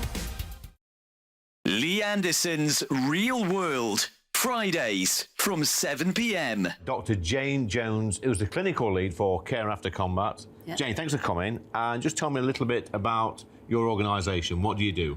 OK, well, thank you for having me here so we can talk about Care After Combat. So we are an organisation, a charity, who work into the prison system, working with military veterans who've somehow got involved with the justice system and... So there's quite a high population of ex-servicemen and women in our prisons. Why is that, do you think? So 2014, the government did a review of who was resident in UK prisons, and what they found were that military veterans are the highest occupational group, and this obviously raises some concerns. Yeah. So the government wanted to do something about that, and so they supported Care After Combat initially just as a scoping exercise, really, to see if there was any way we could help these men and women actually, you know, understand the problems that led to offending behaviour and go on to lead successful lives. So what sort of offending behaviour are we talking typically for people that's in prison that's actually served in our armed forces?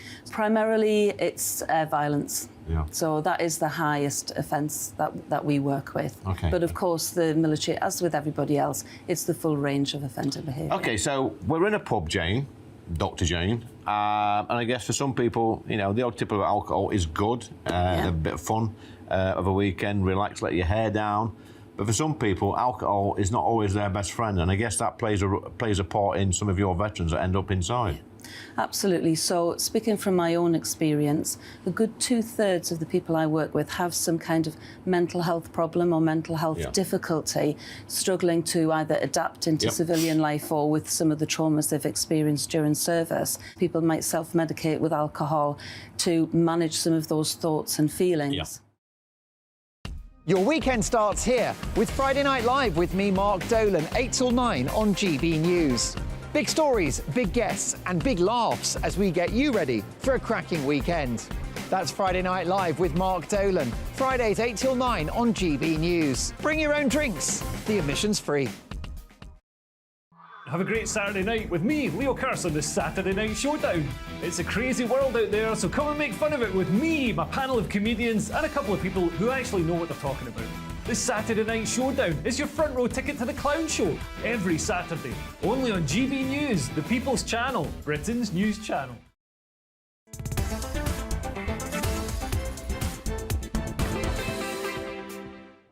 It's fast approaching 21 minutes after 4 o'clock. This is GB News on TV, online and on digital radio. If you've just joined me, where have you been?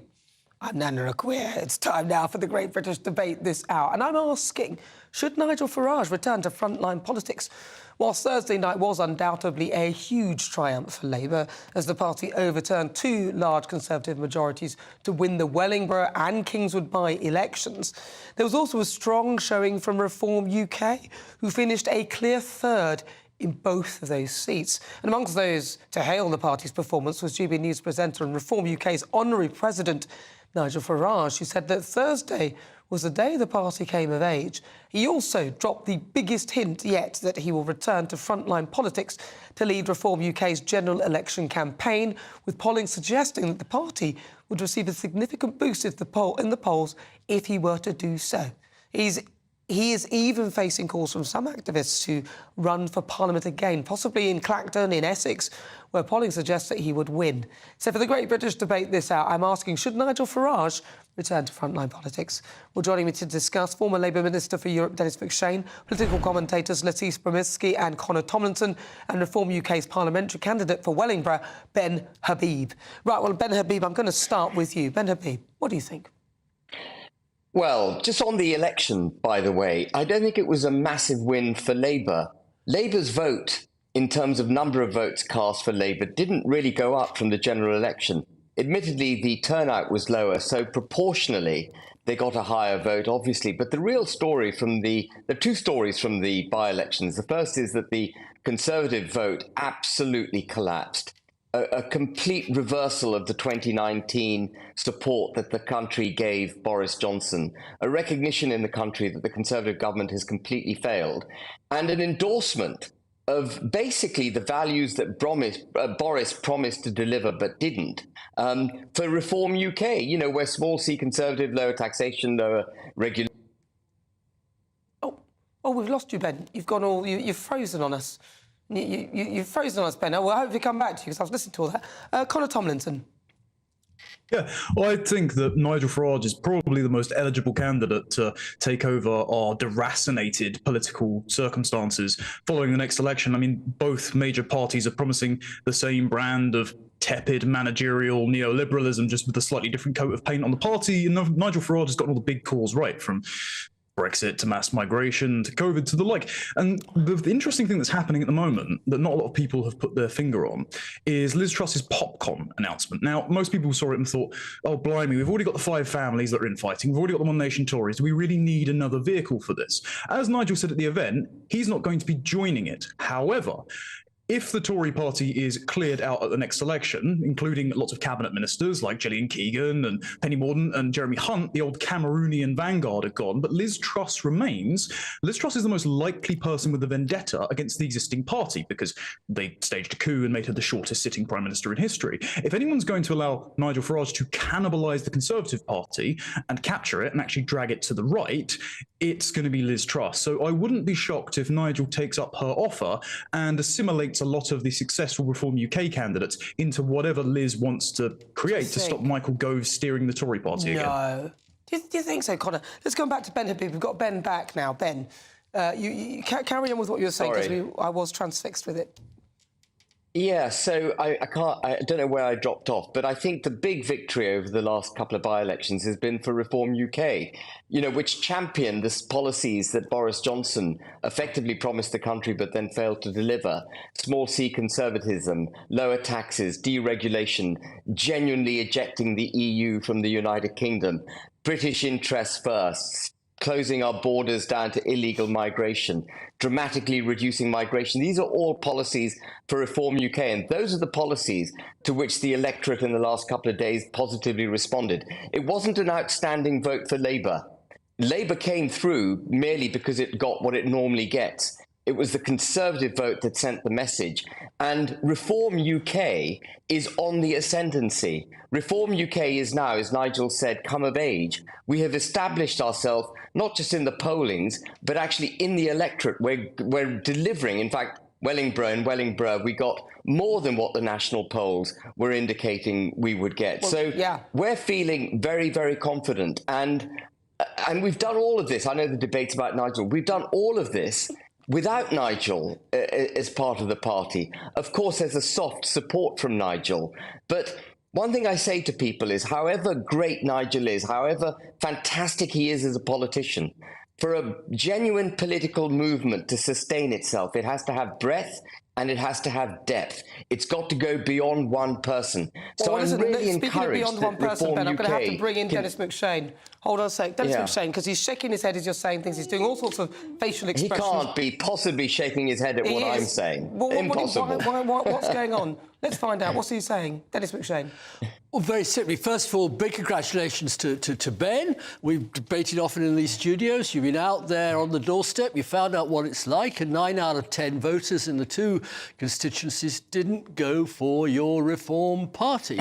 They didn't go for the Conservative Party, which has dragged Britain to the right, especially in the last few years, with disastrous consequences for health, for policing, for our armed services, for waiting times for operations, unless you're a monarch. We're in a desperate state as a nation, and people, I think, are showing again and again they want Sunak to go. And I was asked to talk about Nigel. Let me make it clear, I like Nigel. He's been kind to me when I was in some trouble. I like him, I admire him, I enjoy his wonderful sort of comic opera appearances at the European Parliament or in Question Time. But at the end of the day, the British people have been given the chance 7 times to elect him to Parliament, and they've just said, no, we love you as, big cheese, I'm a celebrity, get me out of the jungle. But deciding our taxes, how our kids are treated, our road policies, our defence, policing, security, health policies. Sorry, Nigel, you entertain us, and let's have, if you like boring, if you like tepid, choose whatever adjective you want, but sensible politicians who understand, because they're there all the time in their constituencies. Listen, you said you like him because he's helped you. Now, I would stop there if I were you. Lettuce. Yeah, I think I do agree with a lot of that. Like, Nigel Farage has had these 7 opportunities, whereas right now he's got this platform, he's got this influence on his GB News shows. And a lot of this political gain is around influence. I mean, just last year, the New Statesman named him as the most influential person on the right at the moment. This is a man who's never actually even been in politics. And I don't understand, I don't believe he should latch his sort of boat, so to speak, to a political party, which, even going by the most positive polls at the moment, might not even win a seat at the next election. All right, well, listen, thank you for your thoughts. All right, so I'm going to ask you all one at a time whether you think Nigel Farage should return to frontline politics. Dennis McShane, should Nigel return? For the sake of Nigel, no. Really? He says no. Lettuce Bromovsky, should he return? No. No. Really? Conor Tomlinson, should Nigel Farage return? Whether you like it or not, he will. Yeah? You think? Who will he It'd be too return for, tempting in your not to. view? You think Yeah, he'll return? he'll snap up something. Something. He'll snap out something. Reform or Conservatives? You think he's likely to go to Conservatives? I think he'll allow reform to cannibalise the Conservative infrastructure. OK. And Ben Habib, should he return, yes or no? Nigel is already in politics. He never left it. The fact that we're having this debate proves it. But as far as Reform UK is concerned, we're going to succeed with or without Nigel. We'd love to have Nigel actively in frontline politics with us, but we are going to succeed. We will break the first past the post system. We're going to do it. We're here for the long term. We're not doing any deals with any political parties. broadcast, Ben. As much as so should Nigel return to frontline politics? Though that's at the front of it all. He's behind it quietly. He's making moves and shapes, but he's not at the front. Yes or no? Final to you. That's a decision for him.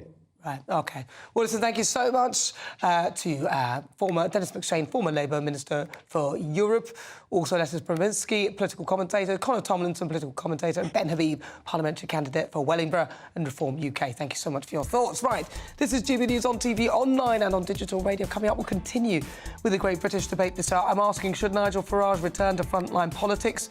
What are the thoughts of my panel, Matthew, Lazar and Lizzie Cundy? Still to come, my difficult conversation, an amazing athlete, Danny Crates, with his story. But first, let's get your latest news headlines with Sam Francis.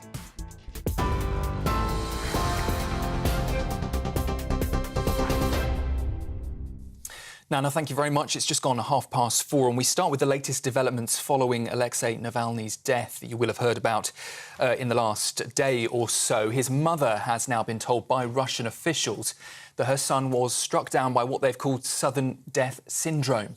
It comes as his team say they don't know where his body is, and they've accused Russian authorities of trying to cover their tracks. Meanwhile, here in the UK, crowds have been gathered outside the Russian embassy in London, laying tributes and protesting through the night. The Kremlin has said that the West's reaction is unacceptable, and they've described it as absolutely rabid. The Ukrainian President, Volodymyr Zelensky, is among those who've laid blame at Russian leaders. He told the Munich Security Conference earlier that Putin is a thug who must be stopped. 10 people have been arrested for a string of alleged offences as thousands have joined a pro-Palestinian demonstration in central London this afternoon. Up to 250,000 people were expected to take part in today's demonstration near the Israeli embassy. Around 1,500 police officers from forces across the UK are on public order duties, with those taking part in demonstrations warned to leave by 6 o'clock this evening.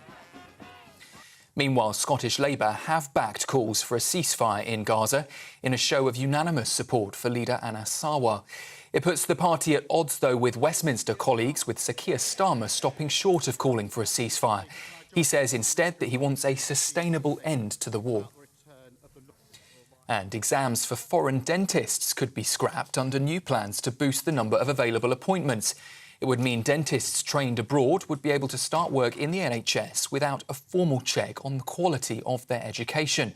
But the British Dental Association has dismissed the idea. They say it won't be enough to fix what it calls a leaky bucket. For the latest stories, you can sign up to GB News Alerts by scanning the QR code on your screen or go to gbnews.com/alerts.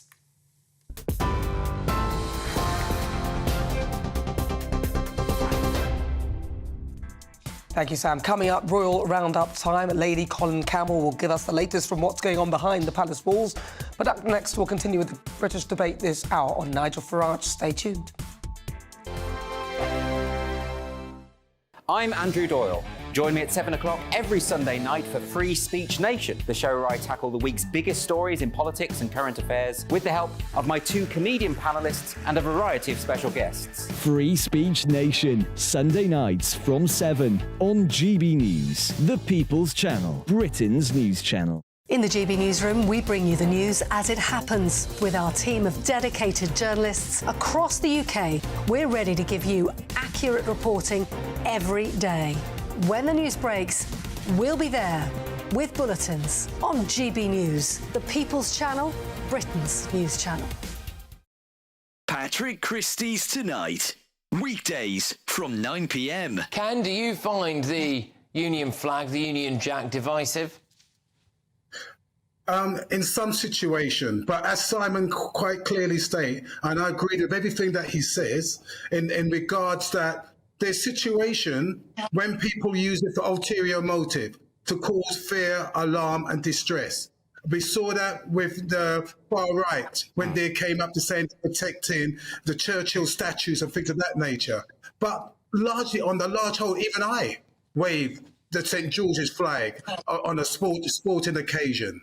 And I don't see anything wrong in raising the Union Jack or the St. George's flag so long as the intention is correct. And as he says, Mr. Brockhurst, he served for the country and he should have every right to be proud of what he's done and the way that he wants to display it. All right, Simon, what do you make of this kind of, I would argue it as like student social media-based politics, where you get these pillocks from the Green Party or whatever saying, oh, it's divisive and I can't believe it. It will be legal in this country to do... Do those people need to get out more? I was on the streets of Stratford earlier on, an incredibly diverse place, speaking to a massive range of people right across different age demographics. I couldn't find a single sausage who said to me that they thought that this guy from the Green Party was right.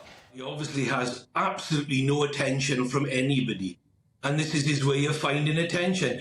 Both Ken and myself, we both agree that nobody should use any symbol of national identity to offend others deliberately, because that's just inflaming a situation.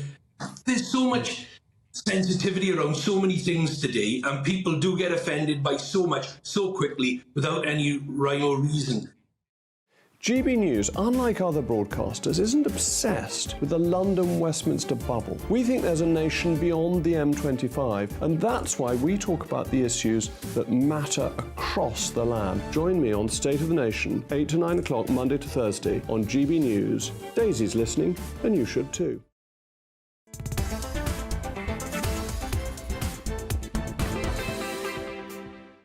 It's just gone 36 minutes after 4 o'clock. This is GB News. We're live on TV, online and on digital radio. Don't forget you can stream the show live on YouTube. I'm Nana Akua. Now, lots of you have been getting in touch already. I've been asking, what do you think, whether Nigel should return? Anthony says, Nigel Farage hasn't got the bottle to stand as an MP. All he's fit for is criticising everybody else. Really? And David says, hi, Nana. I've only voted once in the last 15 years, and that was for Brexit. Nigel stands for Reform UK. I will definitely vote this time. Keep them coming, because it's time now for the Great British Debate this hour. And I'm asking, should Nigel Farage return to frontline politics? Well, Thursday night was undoubtedly a huge triumph for Labour. They overturned two large Conservative majorities, Wellingborough and Kingswood, in the by-elections. There was also a strong showing for Reform UK, who finished third in both places, and amongst those, they hailed the performance was the presenter and Reform UK's honorary president, Nigel Farage, who said that on Thursday, Thursday was the day the party came of age. He also dropped a big hint that he may well return to frontline politics. So it's time for the Great British Debate this I'm asking, do you think he should? So joining me to discuss the fabulous Lily Cundy and also Matthew Larson. I had to look at you and try and remember your name. Matthew Larson. Oh, so you forget me. Matthew Larson. I feel like I've got something living in the back of my head. I didn't manage to sort of straighten it down. Couldn't get to it. Anyway.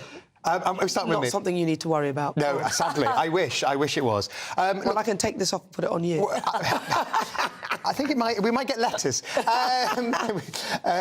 Should Nigel come back? I think I think the difficulty for reform is, because of our electoral system, is, Nigel led UKIP in the 2015 election when I was at the heart of the Labour campaign, and they did really well. They got 13, I think maybe it was more, 14% of the vote, but they didn't win any seats beyond the ones that they already had from the Tory defectors, because of the way our electoral system works. So I think that's Nigel's frustration, is that, how do you break through? And I think he may well be keeping his powder dry for when the Tories, because the obvious thing to do is to make a move to take over the Tory party and basically merge the two, which is what happened when the Canadian Tories were wiped out. They merged with a party that was similar to Reform. So, and then they came back over in the next few years. So that's, I think, what the strategy is. Obviously, he would make a big difference. He's a huge personality. Anybody who comes on the show, on Nigel's show, my Labour people, they go, oh, Nigel, and then they go on and he just charms them. So whether you disagree with him, he's very charming, very personable, and therefore he's a big threat. Well, he did that in the jungle, is he, Cundy? Yeah, well, actually, I'd just like like to say I've been speaking with Nigel this morning. Oh. And I'd like to inform you, Matthew, there is no way, under any certain terms, he will ever be joining forces with the Tory party, and he is totally let down by them from 14 years of lies. And he just said, you know, the big state, the high tax, the record immigration, and all the waffle, no action from the Tory party, and he feels very let down. Don't forget, he opened the way for Boris, you know, got rid of Theresa May, Brexit, everything else that he has done. And for me, I actually said our country needs you, Nigel. We need Nigel Farage back at frontline politics. So what did he say? But what about... Yeah, so go on, say what he said. No, and he is considering it, but you have to realise, being in frontline politics, it takes your whole life. It certainly does. But he was at the PopCon conference, so if he thought that much, you know, about conservatism and everything else, why was he there? Well, because he has to be there, Nana. He has one of the best shows on GBNews, and he should be there. But he is totally disillusioned, as am I and many others, with the Conservative Party. The Conservative Party are no longer Conservative. They are the Liberal Democrats. They're this woke, nonsensical party that, you know, I don't recognise anymore. To be fair to it, there are, well, 5, is it 6? So if there's 5 families, well, there's a 6. Oh, there's always, I think there's a 6 at least. To be fair, there is the ERG, and there are some very conservative people in there, but for some reason or other, nobody wants to listen to them. But what we've seen with these by-elections, with the low turnout, people are in the political wilderness. They don't know who to vote for, and they actually don't want Keir Starmer either.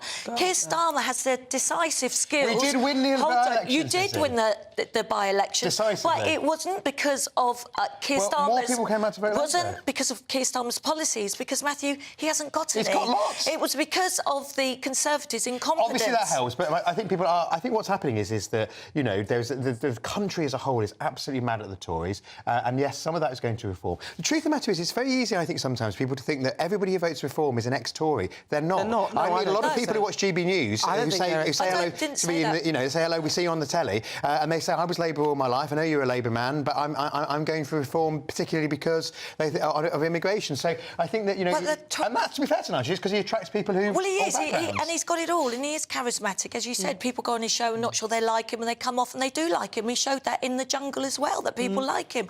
But the thing with Keir Starmer is he has the decisive skills of Homer Simpson. Maybe politically... No, they are doing well politically, winning the by-elections, but on the government, they can't make decisions. And even look at what happened in Rochdale. He dragged his feet, and they had the tape. According to the Times today, they had that tape of his remarks, and they didn't even listen to it. So it's very sad. So look, I mean, I think Keir's shown decisive leadership in changing the party. Yes, and that change process continues. So that's why today's at the Munich Security Conference underlying how committed we are to NATO. Well, he hasn't got racism out of the party still. Anti-Semitism is still there, though, you know what I mean? But listen, this show's nothing without you and your views. Let's welcome our great British voice, their opportunity to be on the show and tell us what they think about the topics that we're discussing. Today, let's travel over to Bristol. I hope we've got the map. What? That's not Lee Harris. That's Lady C. Lady C will be here in a bit. Let's travel over to Bristol. Very nice.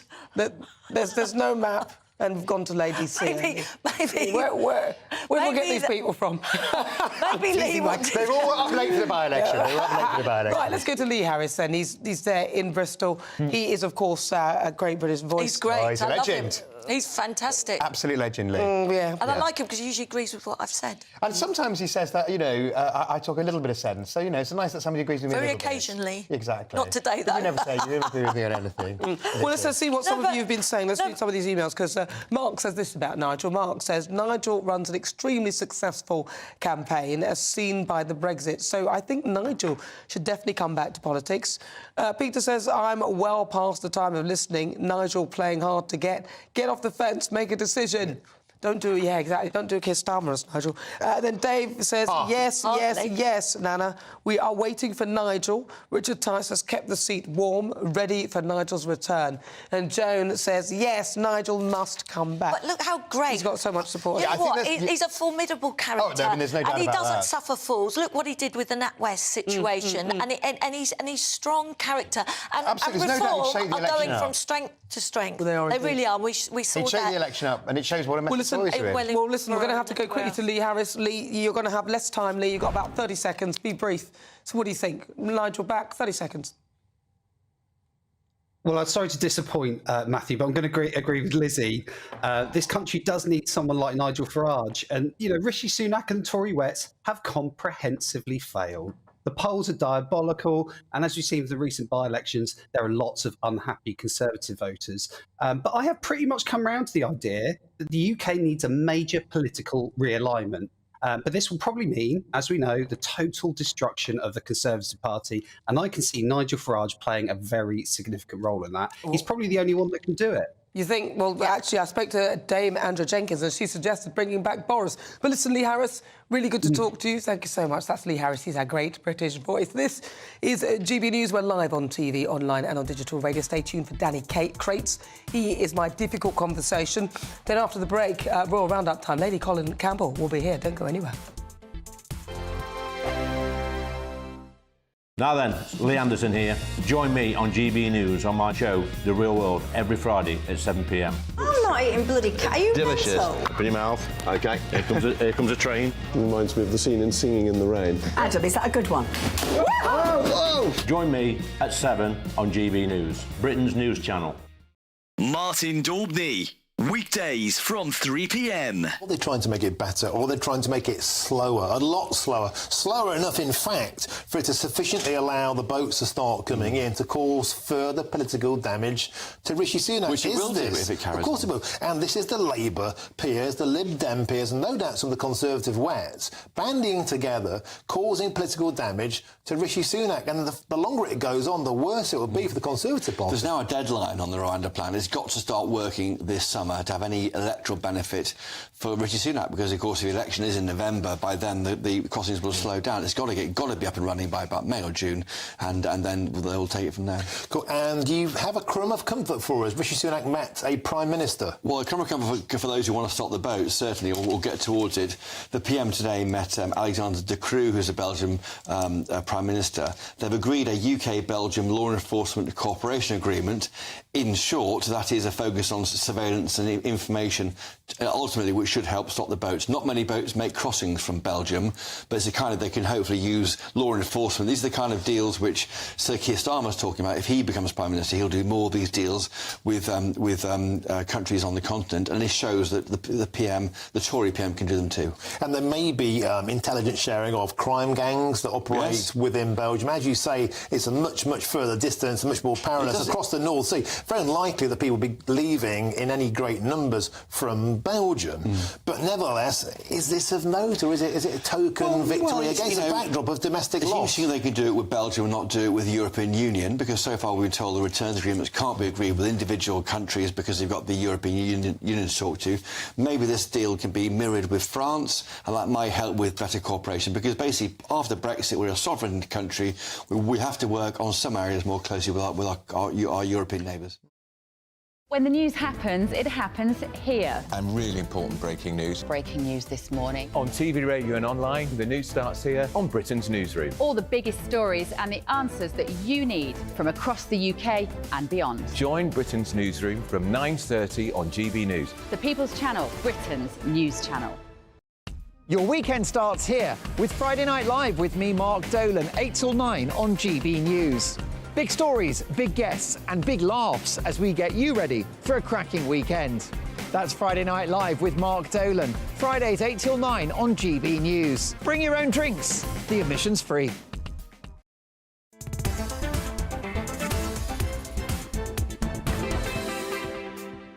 Good afternoon. It's just coming up to 48 minutes after 4 o'clock. This is GB News. I'm Nana Akua. And there's always something going on in the royal household, and this week has been no different. And every Saturday I love to give you a rundown. And who better to do so than Lady Colin Campbell? Welcome, Lady Colin Campbell. Thank you so much for joining us. Lady Colin Campbell, thank you. Good to see you on a Saturday.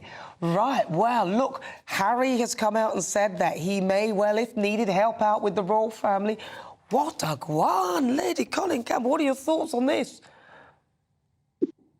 Well, that's rather like the Nazis thing that they'd like to liberate the polls from occupation by them. The whole thing is an absolute joke if it wasn't such an outrage.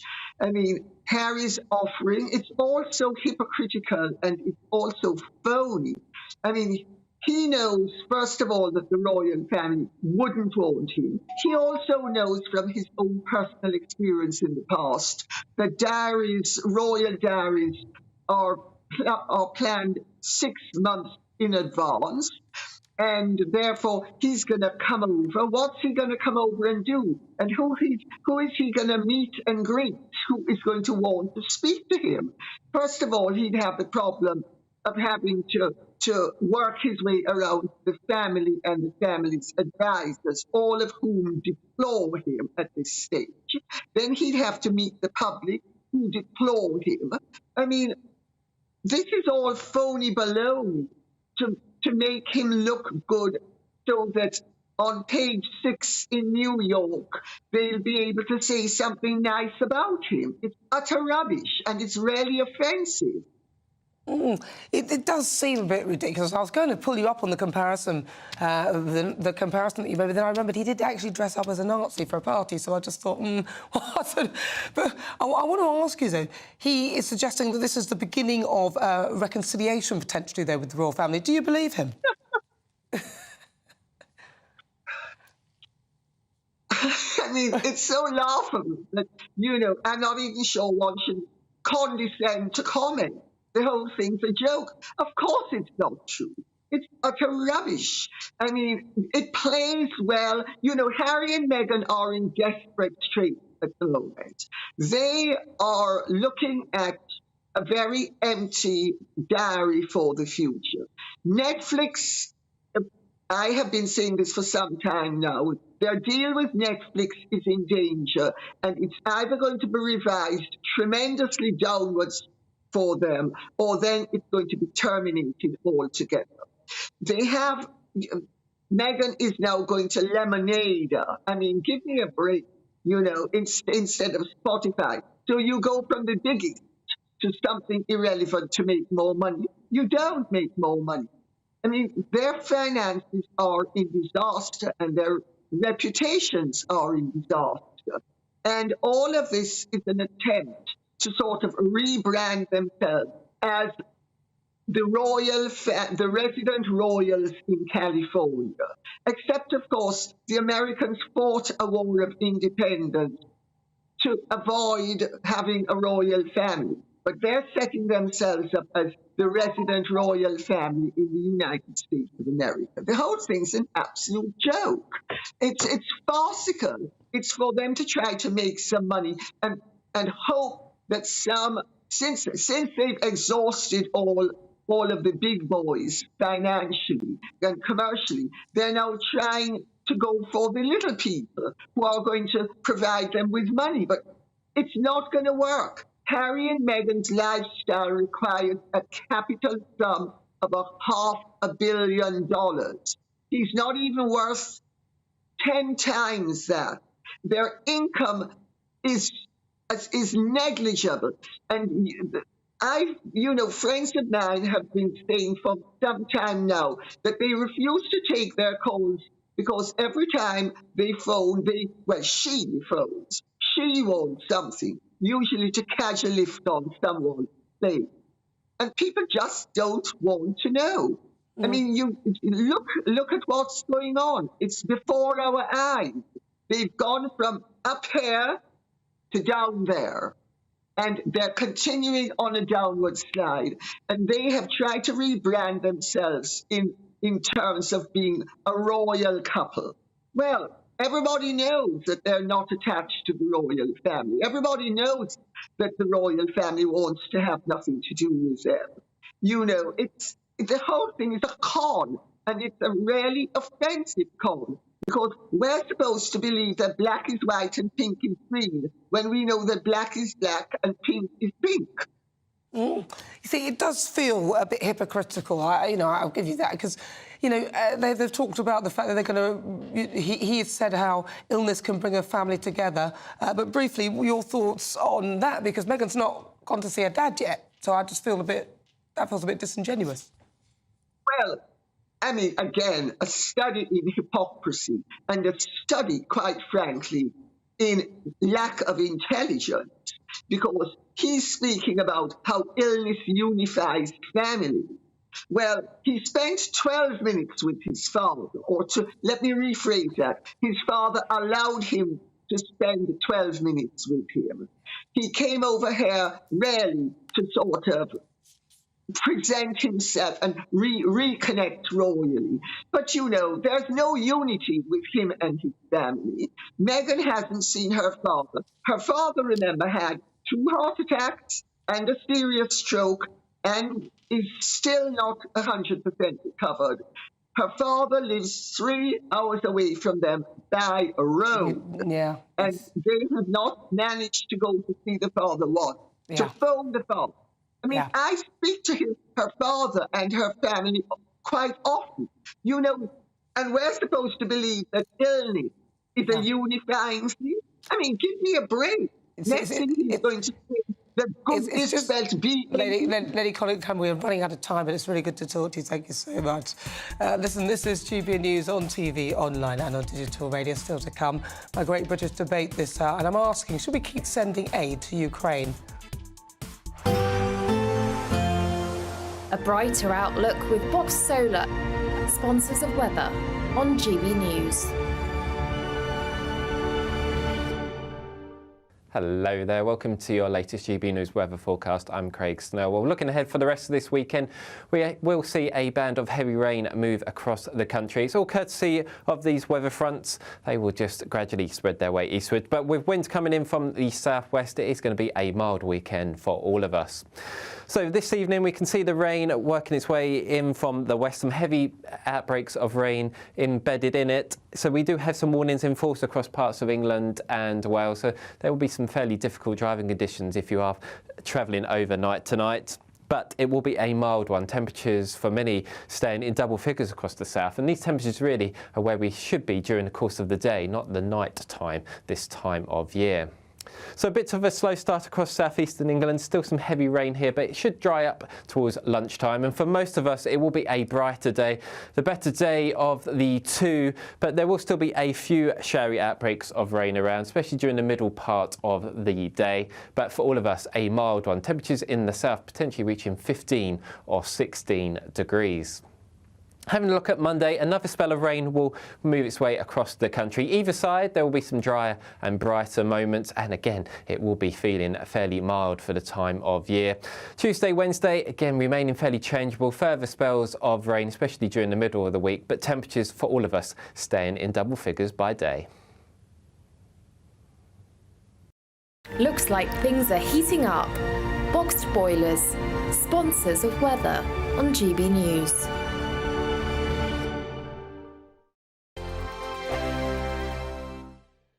I'm Christopher Hope. And I'm Gloria Di Piero, bringing you PMQ's Live here on GB News. Every Wednesday, we'll bring you live coverage of Prime Minister's questions when Rishi Sunak and Sir Keir Starmer go head-to-head in the House of Commons. We'll be asking our viewers and listeners to submit the questions that they would like to put to the Prime Minister, and we'll put that to our panel of top politicians in our Westminster studio. That's PMQ's Live here on GB News, Britain's election channel.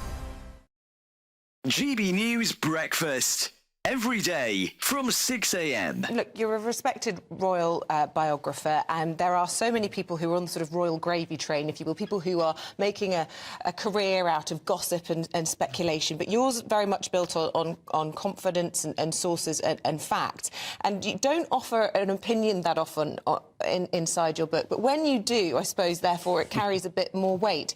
So when you say that the Sussexes are easily offended and, you know, effectively pretty prickly, what do you mean and what have you based that on? Well, on numerous their riposte to any given situation in their books, in their TV interviews. And let's not forget, there have been a lot of TV interviews, 6-part Netflix drama, Spare. You see time and again that they feel that they feel resentful. They feel that, you know, something hasn't gone their way and that this is part of some sort of calculated campaign against them. And actually, I mean, when you've got a fast-moving story, I mean, for example, in my book, I go into those frantic hours after the death of the Queen, and everybody's trying to sort themselves out. And Harry writes in his book Spare how no one will return his calls, and he can't get through to anyone, and it's sort of it's just all a bit me. And actually, the whole kind of royal machine, if you like, is a team effort. And I just think it's very sad because, you know, Harry and Meghan, they had such potential. And now when we do tend to hear from them, on a royal matter, it's just to say how miserable they were being royal. And that was, you know, they were royal for whatever it was, 600-700 days. They're post-royal now for over twice that time. Can you envisage a scenario where they're back in England and they're back in royal life? I can't envisage a situation where they're back, as it were, as part of the sort of royal working unit, but I could certainly see it becoming a kind of normal thing for them to keep. Big news, big debates, big opinion. Patrick Christie's Tonight is the week's biggest show. Every weekday, 9 to 11 p.m, we've got the inside track on the day's top stories. There'll be sharp takes you won't get anywhere else. We will set the news agenda, not just follow it, and I want to bring you along for the ride. Whatever it is, we'll have our finger on the pulse. It's news, but it's this close to entertainment. Patrick Christie's Tonight, 9 till 11 p.m, only on GB News, the People's Channel, Britain's news channel.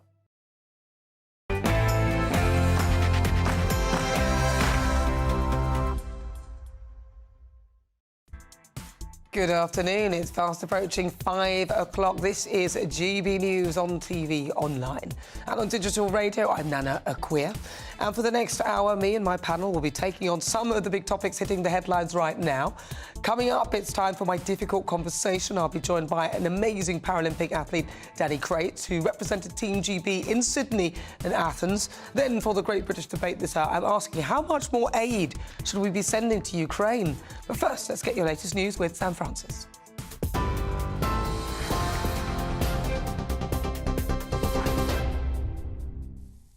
Nana, thank you very much. Good evening. Just gone 5 o'clock and leading the news this hour, the family of jailed politician Alexei Navalny have said they don't know where his body is and that they believe he's being held by authorities in Russia so they can cover their tracks. It comes as President Putin faces increasing international condemnation. Here in the UK, crowds have been gathered outside the Russian embassy in London, laying tributes and protesting through the night. The Kremlin, though, says the West's reaction is unacceptable. They've described it as absolutely rabid. The Ukrainian President, Volodymyr Zelensky, is among those who've laid blame on the Russian leader. And earlier he was addressing the Munich Security Conference, where he called Putin a thug, who he says must be stopped.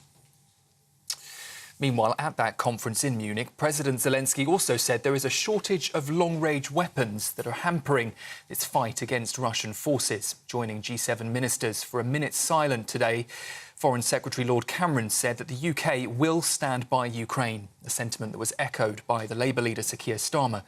President Zelensky also told leaders in Munich there's an urgent need for more Western support as the 2-year anniversary of the invasion approaches. Meanwhile, Sweden is a step closer to joining NATO. It's after the Prime Minister of Hungary told supporters today that his country will soon be in a position to ratify their membership after settling a dispute. Sweden is just 140 miles from the Russian border. The country applied to join NATO in 2022, a historic shift in its policy, which was prompted by Vladimir Putin's invasion of Ukraine. Well, the numbers of arrests have now hit 11 in London for a string of alleged offences, from inciting racial hatred to supporting a prescribed terror organisation. That's as thousands join a pro-Palestinian march in the capital. Up to 250,000 people were expected to join the protests today, with 1,500 police officers from multiple forces on the streets. Those taking part in demonstrations are being warned to leave within the next hour at around 6 o'clock tonight. Our reporter Will Hollis has been following the protests and he's outside the Israeli embassy. This is the end point for the global day of action that's been marching through the city of London today. There's a stage there where Jeremy Corbyn, the former Labour leader, has just finished speaking. And the target destination is the Israeli embassy, but you can see that officers from the Met Police have blocked the way. Officers say that they've arrested at least 10 people in relation to the policing of protests today. This is the 9th day of global action, but it won't be the last. We're also hearing that thousands of demonstrators have also been marching through Glasgow in the last few hours to protest outside the Scottish Labour conference that's taking place there. During that conference, members have backed calls for a ceasefire in Gaza in a show of unanimous support for leader Anas Sarwar's calls to end Israel's conflict with the Hamas terror group. That motion passed unopposed on the second day of the Scottish Labour conference in Glasgow and urged an end to the rocket fire and an unconditional release of hostages that were taken by Hamas on October the 7th. It puts the party, though, at odds with Westminster, with Sir Keir Starmer stopping short of calling for a ceasefire. He says instead that he wants to see a sustainable end to the war. In other news today, a third of small boat arrivals since 2018 have taken place while Rishi Sunak was Prime Minister. That's according to new analysis by the Labour Party.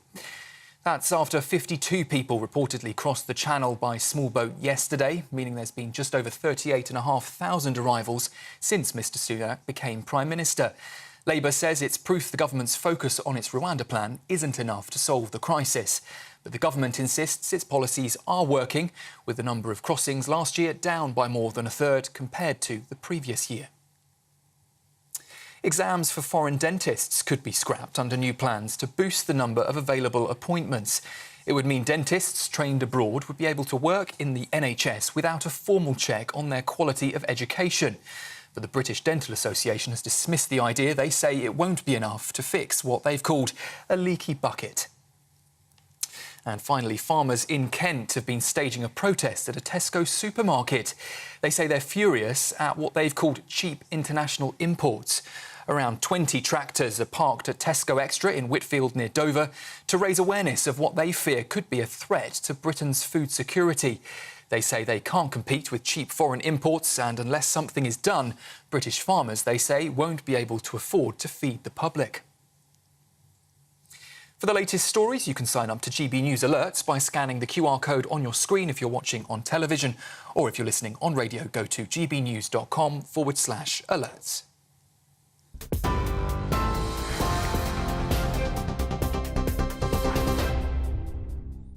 Good afternoon. This is GB News on TV, online and on digital radio. I'm Nana Akua.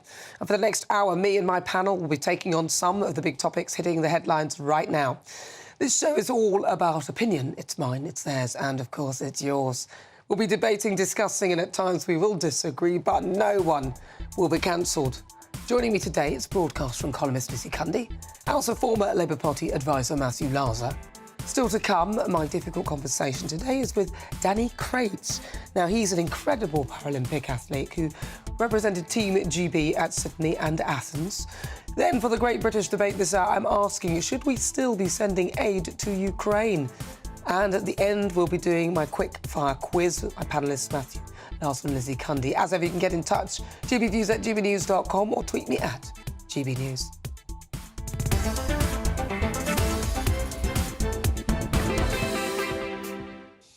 It's time now for this week's difficult conversation. Danny Crates' journey to greatness is nothing short of inspirational. Despite facing adversity early in life, losing his right arm in a car accident whilst in Australia in 1994, Danny didn't let this set him back. Instead, he embraced athletics, becoming a powerhouse in the world of Paralympic sprinting, specialising in 800 metres. He clinched numerous gold medals on the international stage, including at the Paralympic Games, European Championships and World Champions, before bidding farewell to athletics in 2009. I'm pleased to welcome Danny Crates. Hey, how you doing? That's usually my single shot. I was quite annoyed seeing you on there. They're like, put it back on me. It's supposed to be like a sudden reveal. What's wrong with these people? I'm joking. Right, Danny, so look, it's really lovely to meet you. I have to admit, I looked at you and then I didn't think about your arm. I didn't look about your arm. Then I remembered that I had to look at your arm because of your arm. And then I looked and I saw there was no arm. Then I kept eye contact with you, so you didn't think I looked at your arm. Do people do that to you a lot? And do you get that? It's a really strange one, because when the accident first happened, first you have to get used to your own body image, and that's probably the hardest thing. That's probably, for me, that was the hardest part of that mental journey back. So as soon as hospital's a very safe place. When you're in hospital, I was in hospital in Australia. Yeah. And I was only actually in for about 6 days before I persuaded them to let me out for lunch. But that first time going out was when I suddenly realised that people are going to look, and they did, and they stared, as we all do, because it's just it's just people's just curiosity. And that was very difficult, having people look at me all the time. But now I wouldn't notice. Like, if me and you walk down the street, you would see people look at me, but I wouldn't notice. And it took me a couple of years probably to get to that point. And as soon as I got to that point, it meant I was comfortable then. It was like being black. That's what it was like when I was younger. I had no idea anyone was looking at me. I didn't know because there weren't many of us there. I mean, to be honest, I kind of like it, but I didn't know.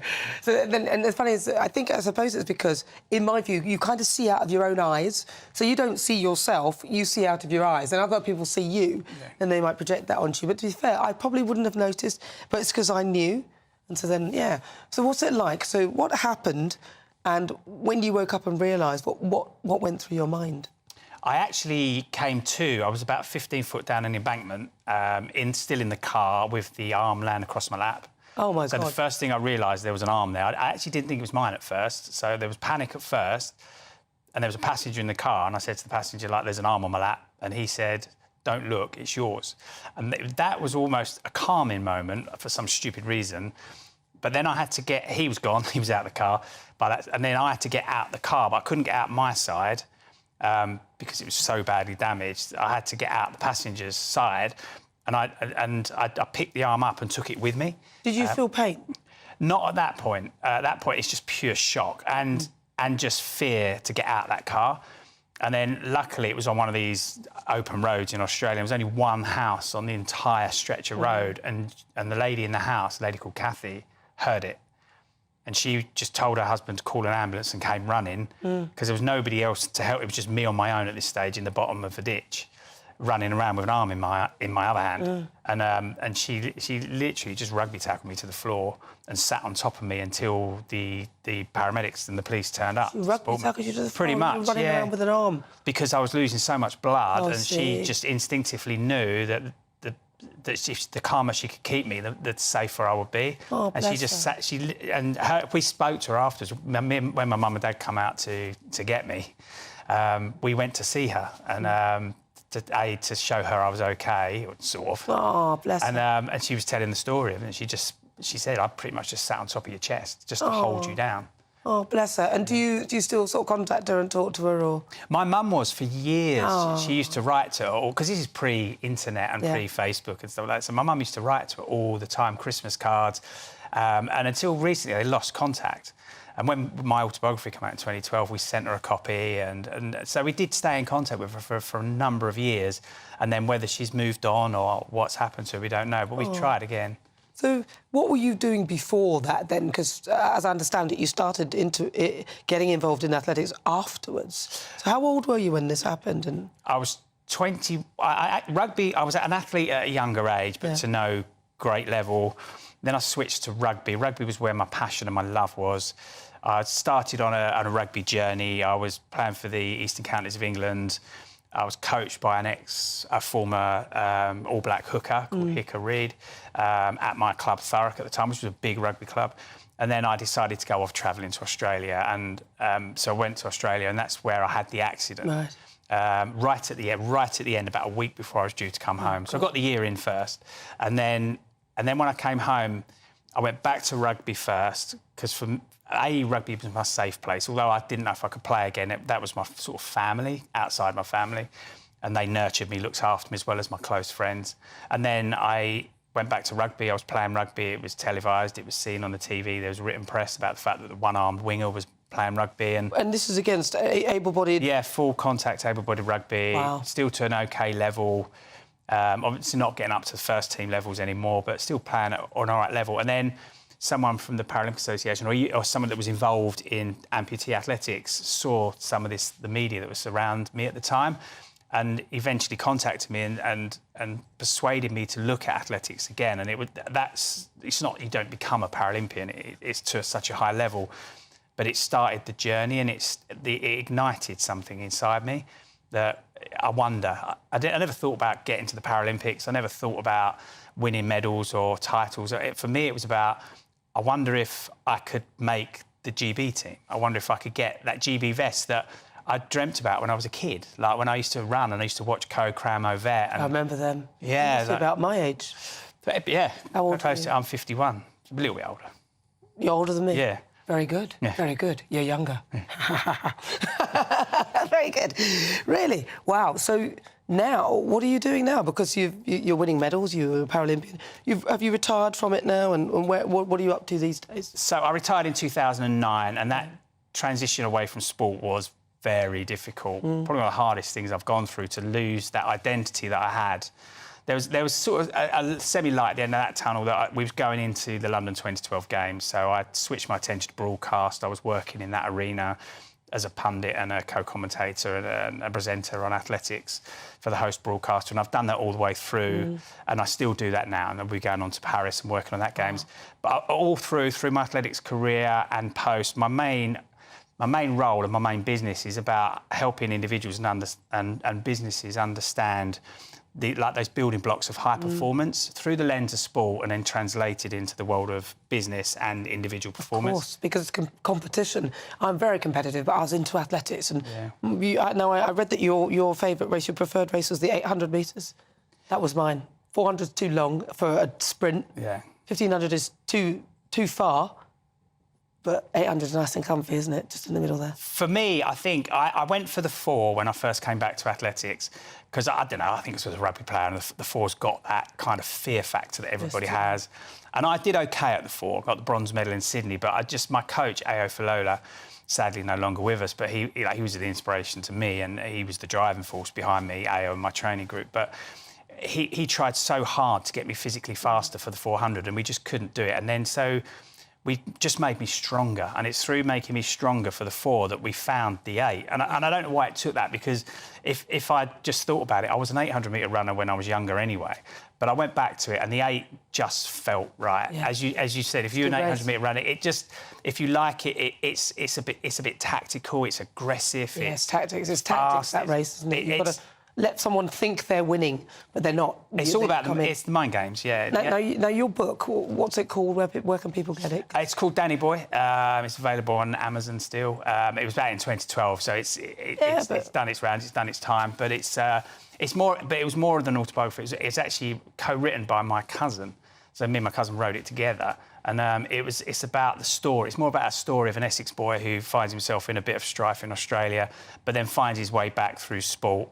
And it really follows the same pattern that I use when I do the keynote speaking, which is like the main profession I have, but it follows that same journey and those lessons learned, and that's what the book was always meant to be. It was supposed to be something that looked nice, felt nice, so we did it in a really nice quality, and I think my cousin did a really good job in writing it as well. So if you could pass a pearl of wisdom to somebody who's listening or watching now, and maybe in a similar situation or a situation where they've been involved in some sort of accident like you have, what would you say to them? My philosophy has always been that life doesn't put hurdles in front of us that we can't handle. Things happen to us, and you're never going to get from A to B without getting a few cuts and bruises. Some get more than others. But it's about sort of how we just move on from them all the time. And for me, it was how I moved on from the accident. It wasn't necessarily thinking about what I'd lost, but it was thinking about what I could do. And it was about switching that mindset. And I'm not saying it happened overnight. It wasn't easy. It took time. But it was always about looking forward and always having something to work towards. So for me, it was getting back to training in rugby. Then it was, once I was training again, could I play? And then eventually I went back to scuba diving, a passion that I had. And I trained as a scuba diving instructor, and I worked around the world doing that. I've then switched my attention to athletics and done every level of athletics. But it's always been, it's just been that one step at a time, just moving from, once I've secured one thing, what can I do next? And it's always with the mindset of, it's not always going to go perfect. And as an athlete, I always say you have to learn to lose races before you ever win a race. And I lost more races than I ever won. But in every race I ever lost, I learned a lot. So it was always taking those lessons from those races that didn't quite go according to plan. That's always and moving forward. Listen, Danny, it's really a pleasure to talk to you. Thank you so much for joining me. That is the brilliant Danny Gates. He is, he's an ex-Olympian, but he's also a motivational speaker of all sorts. You want to look him up online. But if you just tuned in, welcome aboard. It's just coming up to 18 minutes after 5 o'clock. I'm Nana Akua, and coming up, we'll continue with the Great British Debate this hour. And I'm asking, should we still be sending aid to Ukraine? Then we're going to extend that debate to you at home with our Great British Voices. Stay tuned, that's on the way next.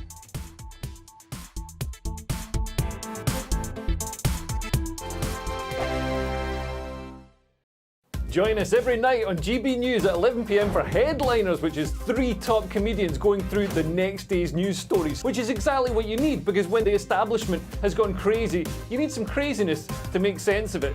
Headliners. You don't have to bother reading the newspaper. We've got it covered for you. Every night at 11 p.m. and repeated every morning at 5 a.m. We won't send you to sleep like some of the other paper review shows out there. So join us 11 p.m. every night on GB News. The People's Channel, Britain's news channel.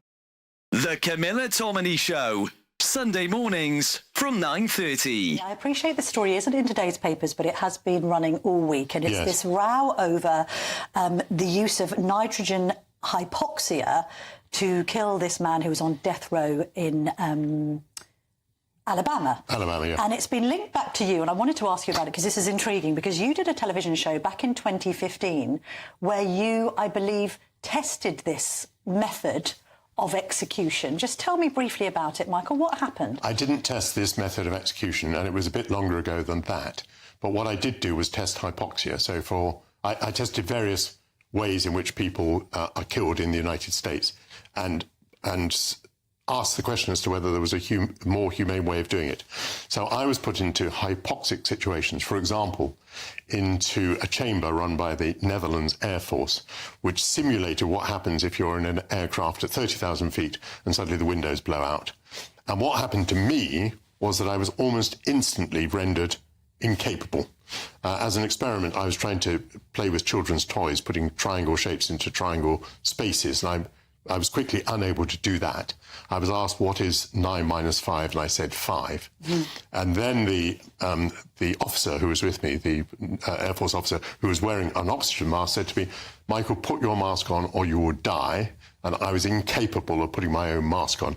Now, this suggested that hypoxia was very fast acting. Yeah. And that you had... Obviously, I was in no pain or anything like that. I was just completely unaware. By the way, this is why, if you're on an aircraft and it depressurizes, you must put your own mask on first. But of course, I can't go on and draw conclusions. No. We did not experiment with nitrogen. But what I can say is it was evident to me that hypoxia renders you incapable almost instantaneously. I think the most exciting bit for me is talking to people. People who I think are ignored often by the major news channels. We're going to give news they want to hear. There's a voice there that needs to be heard. I think there's a chance here for a diversity of opinion to be expressed, which you don't find elsewhere. It's really exciting. We don't hold back. We're free to say how decisions that are taken here affect us all around the country. Only on GB News, the People's Channel, Britain's news channel.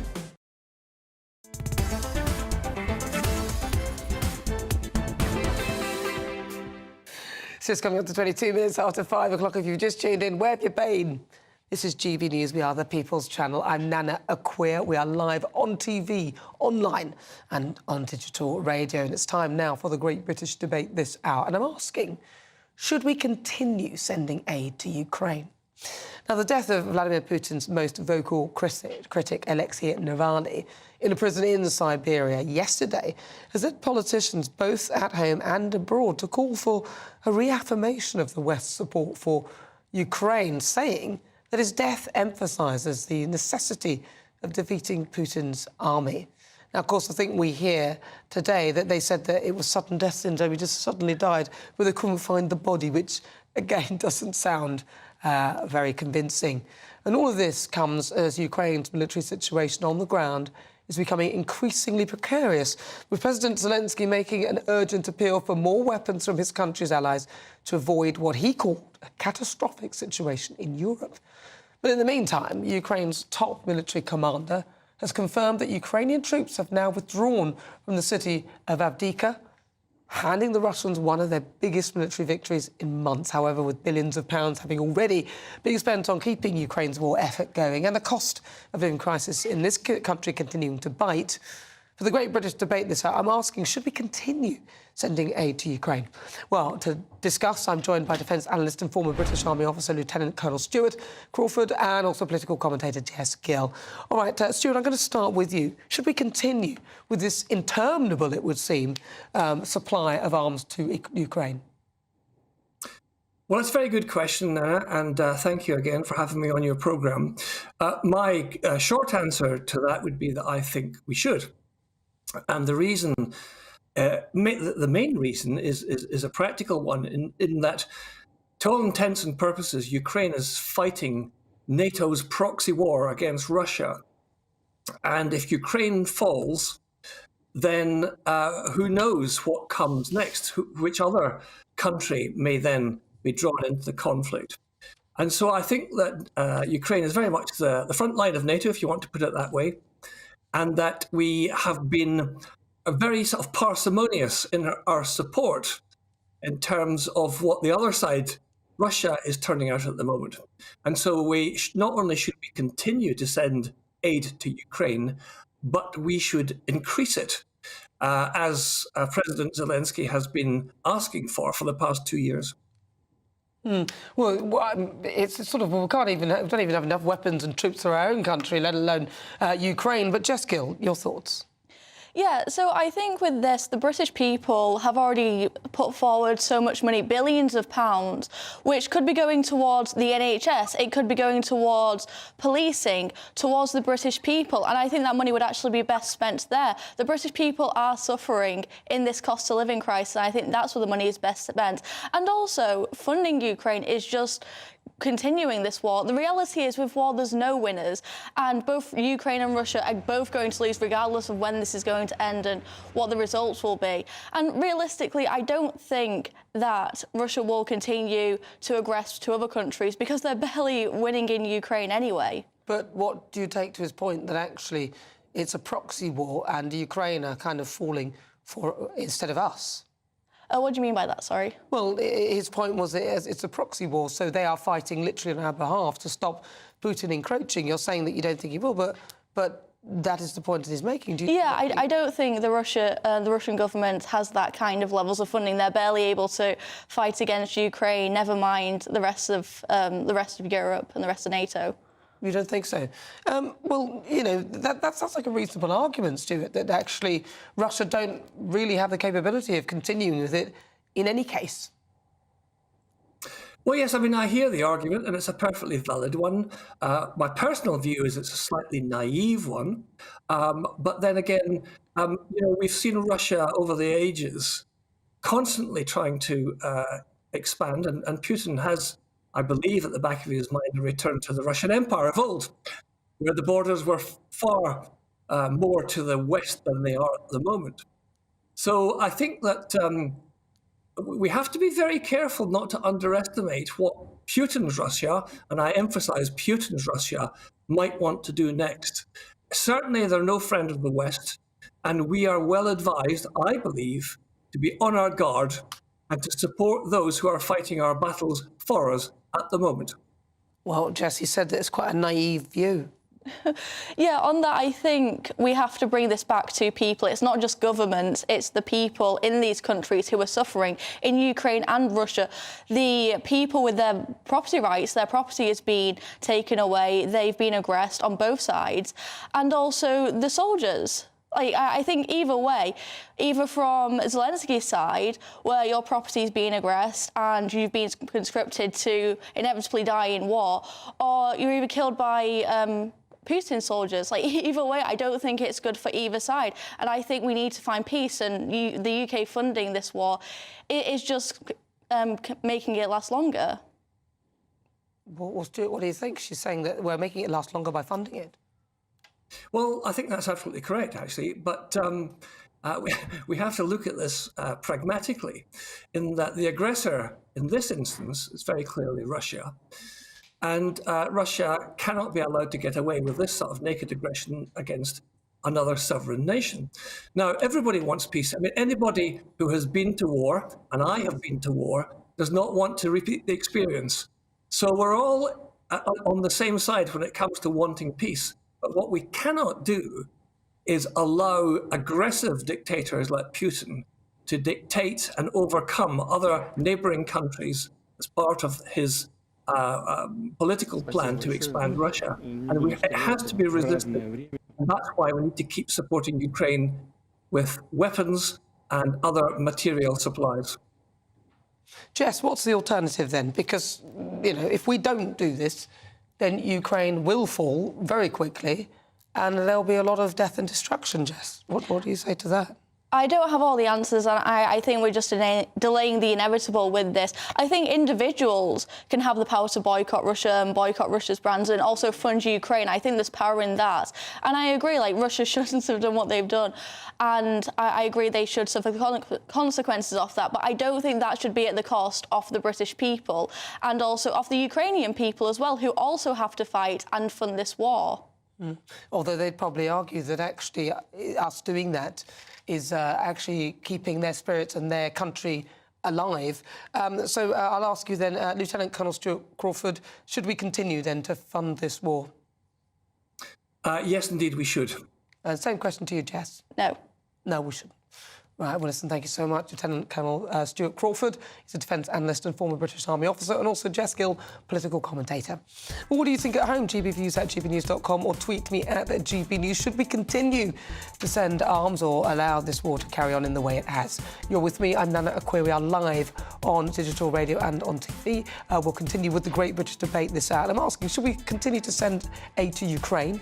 You'll hear the thoughts of my panel, Matthew Laza and also Lizzie Cundy. But first, let's get your latest news with Sam Francis.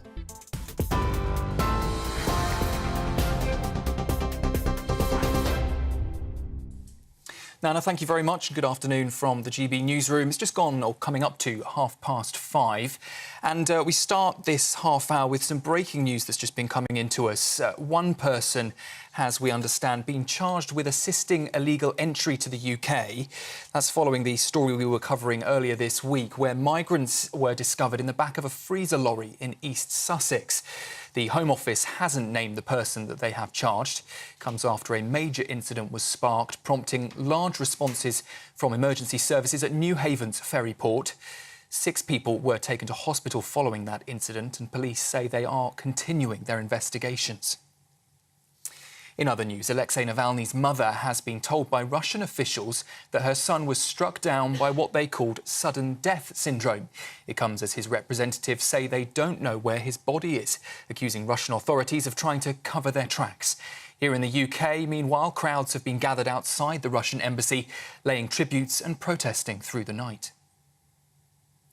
Meanwhile, Sweden is a step closer to joining NATO after Hungary signalled it would settle a dispute and ratify the membership.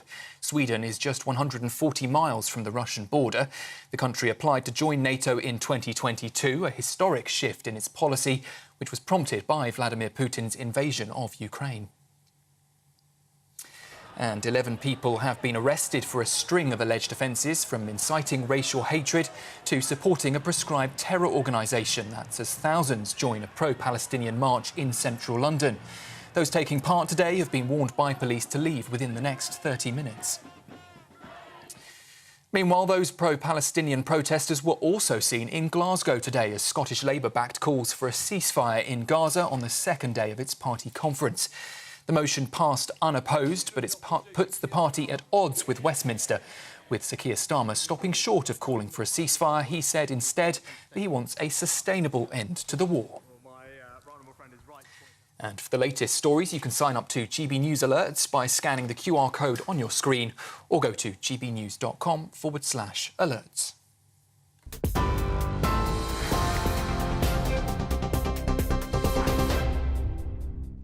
32 minutes after 5 o'clock. Coming up, we'll continue with the Great British Debate this hour, and I'm asking, should we continue to fund the war in Ukraine? Stay tuned as well for the Great British Voices. We'll be testing the panel on their quickfire quiz. Don't go anywhere.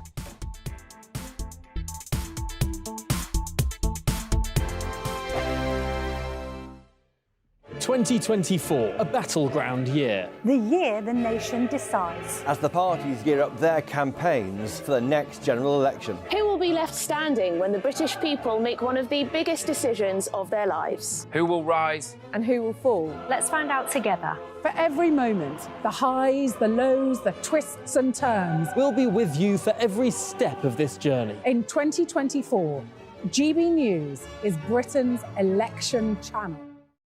Good afternoon, Britain. Weekdays from midday. Francis, Just Stop Oil have in the past broken the law. I remember distinctly the Dartford crossing. That ended up with 2 jailed, I believe, if I remember correctly. Is it ever justified in your view? Yeah, thanks so much for having me on. I mean, I would have to say yes. I mean, we're trying to preserve my life, your lives, the lives of your family, and it's not just the planet that we're trying to protect, it's the lives of millions of people. And, you know, we know from history that we have to break the law in order to put pressure on the government and to be listened to. No one would doubt your sincerity in your views. You genuinely believe in what you fight for. But there are others who think differently. For example, there are Islamist extremists who believe that people will go to hell unless they convert to Islam. They will sincerely, perhaps, break the law in order to force people to convert. In their view, they might be saving people's lives for eternity. There might be abortion activists who say that babies are being murdered and to save their lives we need to break the law to stop people having abortions. Why do you get to say that your moral conviction is the one that's right and other people's individual moral conviction are those that are wrong? So what's really integral to the Just Stop Oil campaign is the fact that it is a non-violent campaign. That's what separates us from the examples that you've just given. We're absolutely dedicated non-violence, both as a tactic and as a principle. So though we might be breaking the law... If individuals take it upon themselves to break the law for whatever their course is, surely the way that we decide what society wants in general is democratic and within the law. Well, of course, we know also that protest is absolutely integral to maintaining and upholding a democracy, and in particular, non-violent protest. I mean, I really can't express to you how severe this situation is, and I'm sure you know this. I'm Michelle Dewberry, and I'm not here to tell you what to think. I'd much rather hear what you have to say. So, send in your opinions to gbviews@gbnews.com. Keep them clean, and you never know, I might read them out. With my panel here on Jubes & Co, we debate, we get stuck into the issues of the day on a show where all views are welcome, especially yours. GB News, the People's Channel, Britain's news channel.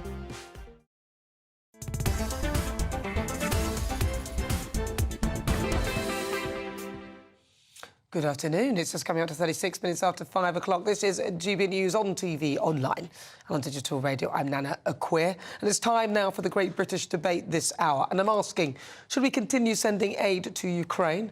Of course, the death of Vladimir Putin's most vocal critic, Alexei Navalny, in a prison in Siberia due to sudden death syndrome, apparently, where they can't find the body, which is somewhat suspicious. Put it mildly. It's led politicians both at home and abroad to call for a reaffirmation of the West's support for Ukraine, saying his death emphasises the necessity of defeating Putin's army. On all of this, as Ukraine's military situation on the ground is becoming more and more precarious, President Zelensky making an urgent appeal for more weapons from his country's allies to avoid what he calls a catastrophic situation in Europe, which is obviously a complete annihilation of Ukraine if we don't help. In the meantime, Ukraine's top military commander has confirmed that Ukrainian troops have now withdrawn from the city of Avdiivka, handing the Russians one of the biggest military victories in months. So billions of pounds have already been spent on keeping this effort going. And, of course, the cost of living crisis in this country continues to bite. So for the Great British Debate this hour, I'm asking, should we continue sending aid to Ukraine? Well, joining me to discuss, the fabulous Lizzie Cundy and also Matthew Lauser. I'm going to start with you, Matthew Lauser. Yes, I think we should continue funding. And I think it's really important that the funding that's been held up in America, because President Trump's trying to sort of play, former President Trump is trying to play a bit silly and get his mates not to agree the funding, needs to be unblocked. Well, that's not true, Matthew. What he did was get them to do the funding. As soon as he said it, half of them paid up, and he's not even the president. Yeah, no. I mean, in terms of the funding that the Americans themselves are releasing, in terms of the stuff that's stuck in Congress. But yes, we should keep funding the war in Ukraine, because we need to support freedom and democracy. I mean, what bigger reminder could we have of just what a threat Russia poses, or Putin poses, not just to the international situation, but, you know, to the Russian people themselves, as the death of Navalny. So, yeah, I mean, it's hard, you know, we've got lots of priorities at home, but this is absolutely vital that we keep going. Lizzie Cundy. Well, I've got to say, already we've given $12 billion in overall support to Ukraine, and we've also announced a further $2.5 billion that we're going to give. And I think so we have to continue to support. Can I say there is no price on freedom. Let's not forget what happened in 1939 to 1945 in the Second World War. Look, if it can happen to Ukraine, what's the next country? It could be us. And I think there is no penny or price on our freedom. And I'm afraid, look, what happened with the Second World War, if it wasn't, as they say, with Winston Churchill, we all could be speaking Germany and things very, very differently. Tricky language to learn, I must say. Yes, indeed. I know one thing, though. My Kugelschlappe ist kaputt. My pen is broken. Very useful, very useful. Very useful. Well, is it though? Is no, it broken? It was actually. I threw one over the back there. It's on the floor. But and this, my lump is Lumpy. That is, my dog is called Lumpy. I don't know. Now back to the war. Back to that. But what's Boudica sent a message on Twitter. She says, and Jess happens to think that we should stop actually, and she said, "Sorry, Nana, but that Jess is too young to understand the political situation. She hasn't experienced the Cold War and Russia-USSR aggression. Why have young people commenting on this?" I think they're asking about that. What's important to get young people on to comment about this because they are part it of is. the absolutely. Let's not forget this was an illegal, unprovoked invasion, and Putin is the most vile dictator who has to be stopped. And look at Alexei Navalny. I mean, it's heartbreaking. The one, vocal voice against him, and he knew when he came back to Russia that he would probably be imprisoned and he would lose his life, and he did that because he wanted to stand up for what is right. Yeah, I mean, I think I think it's good to have young people commenting, and so it's good to hear from Jess, but I don't agree with her because I think that there is an issue about the desire for peace at all costs. Well, you don't get peace. You sometimes have to pay a price to preserve peace, which is, as Lizzie said, what we did in the Second World War, or frankly, what the Cold War, for all its grimness, was about, because democracy triumphed. And think of all those countries in Eastern Europe which are now democracies, which used to be behind the Iron Curtain. So, and ultimately, we want Russia to be a democracy again. You might say that, but then there is the argument that if we hadn't supplied all the arms, the fighting would have stopped, there'd be fewer people killed, and this would be over. But I mean, it wouldn't stop there because you wouldn't stop there. Well, it might do, though, wouldn't it? If we hadn't supplied the arms, Russia would have then just invaded or whatever, and there'd be no more death. But Nana, he wouldn't stop. Exactly. Look at Hitler, but Putin won't stop. Exactly. He's a maniac. Yeah. And look, I think Poland next, or the Baltic states. I think there's a lesson learned that Russia was a key energy supplier to Europe, and that it's lessons to be learned to us that we have to be independent and not rely on. But to me, that's pretty obvious. I don't know why the fact that we don't even own our own water because other people supply it to us, our own gas, electricity, energy, it's all outsourced. I think it's utter madness. Yeah, well, we continue with it, especially in the face of wars all over the world. Yeah, no, absolutely. Steel, which is why we need to keep making steel in Port Talbot, where the current closures are proposed, because we'd be the only country in the industrial world, the sort of former industrial powers, who wouldn't have be able to make their own steel, which of course is vital if you ever do have to fight a war yourself. Well, we can melt steel. We can melt it. We can do bits. We can recycle it. We can't make it from scratch. And you need the stuff. You need the virgin steel, as they call it, to make things that are stronger, to make defence equipment. Yeah. But you brought it up, Matthew. It may be very different if Trump, which I think it looks like he will get in as president, how it will change the war, because he says if he steps in, he can stop it in 24 hours. Well, I think, and I object to people saying, Trump said that he'd stop funding. No, what he said was they're not paying their 2% of GDP, and it's ironic. Even though he's not the president, half of them... Well, I think Putin may have had the impact as well as Trump in doing that, in terms of the threat. Well, no. But on this occasion, Trump was the one who was criticised for this. I think his point was OK. It was the way he said it. Yeah, but who cares? You have to say it and get action. He said it and got action, and that's what matters. Well, this show's nothing without you and your views. Let's welcome our great British voices onto the show, their opportunity to be on and tell us what they really think about the topics we're discussing today. I've got 4 of you, yeah. Let's start with Alan Cook in London. Alan, so is it time we stopped funding Ukraine? Hiya, Nana. Certainly not with humanitarian aid. I think we should continue that constantly. But what I think we need is a goal, an obtainable goal, because I don't think we should have open-ended funding for money and equipment. It may be unrealistic to get Crimea back, but certainly realistic to actually get the borders back to how they were in 2022. So I think we need a goal and fund up to that goal. So you think we should carry on funding? Yes, we should carry on. Yes, for now, but I think we need to draw a line in the sand in the future and say, look, we'll fund until you get to that point, and then you can build back And All right, then well, you let's can go consider to, if you want to let's go to make Miranda time Richardson. Not the Miranda Richardson, our Miranda Richardson. She's the GB News Miranda Richardson. She's there in Northamptonshire. Miranda, what do you think? Should we carry on? Nana. I do actually agree with Lizzie and Matthew on this one. I think we should carry on. I think there is no price for freedom. They're both quite right. And I think to have just, if we have said, you know, to have stopped or not stopped, Putin wouldn't stop. It would be somebody else. It would be another country. He will continue to do this. And I think we just have to be mindful that, you know, we can't allow dictators to behave in that manner. And, you know, one thing we can do is help to afford freedom. And that's so important. And there are people still losing their lives daily over there just because we don't hear about it so much. It's still happening. It is still happening, and that's, you know, something we can't begin to contemplate here. Let's go to Jonathan Jones. Sorry, Miranda, I have to interject there. Let's go to Jonathan Jones, who's there in Cornwall. Jonathan, where's my tea gone? I had a cup here. Good tea growing weather in Cornwall, but I think you're right. We should own our own water, because how are you going to make the tea without that? We shouldn't appease him. We don't need to appease the enemy, but we should be talking to him. I think we should watch that interview that Tucker did with him the other day. That's my advice. He's even there. He's got a GB News mug out there. What's his on his water ski? Wow, wow, very, very impressive, Jonathan. Very good. I can't find mine. Right, and let's go to Adrian. Because he's got it. He's in Shropshire. Adrian Gell. Hi, Nana. Without question, we should be supporting the Ukrainians and giving them every help that we can in the way of arms, humanitarian help. This is the front line now of potential war in Europe that the Ukrainians are fighting on our behalf, and we should be really thankful for that and give them every help that we can. I sort of agree with you, but I think that there should be a limit. I'm more on Alan Cook's team there. Alan Cook in London, thank you. Miranda Richardson from Northamptonshire, Jonathan Jones from Cornwall, Adrian Gell in Shropshire. Lovely to talk to you. Well, listen, don't go anywhere, because after the break, we'll be testing my panel on some of those topics that hit the that caught my eye. But next, it's time for clickbait. Wait until you hear the clip of the week. Stay tuned.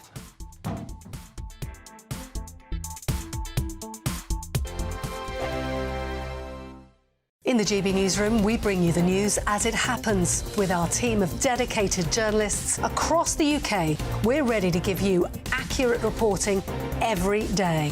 When the news breaks, we'll be there with bulletins on GB News, the People's Channel, Britain's news channel.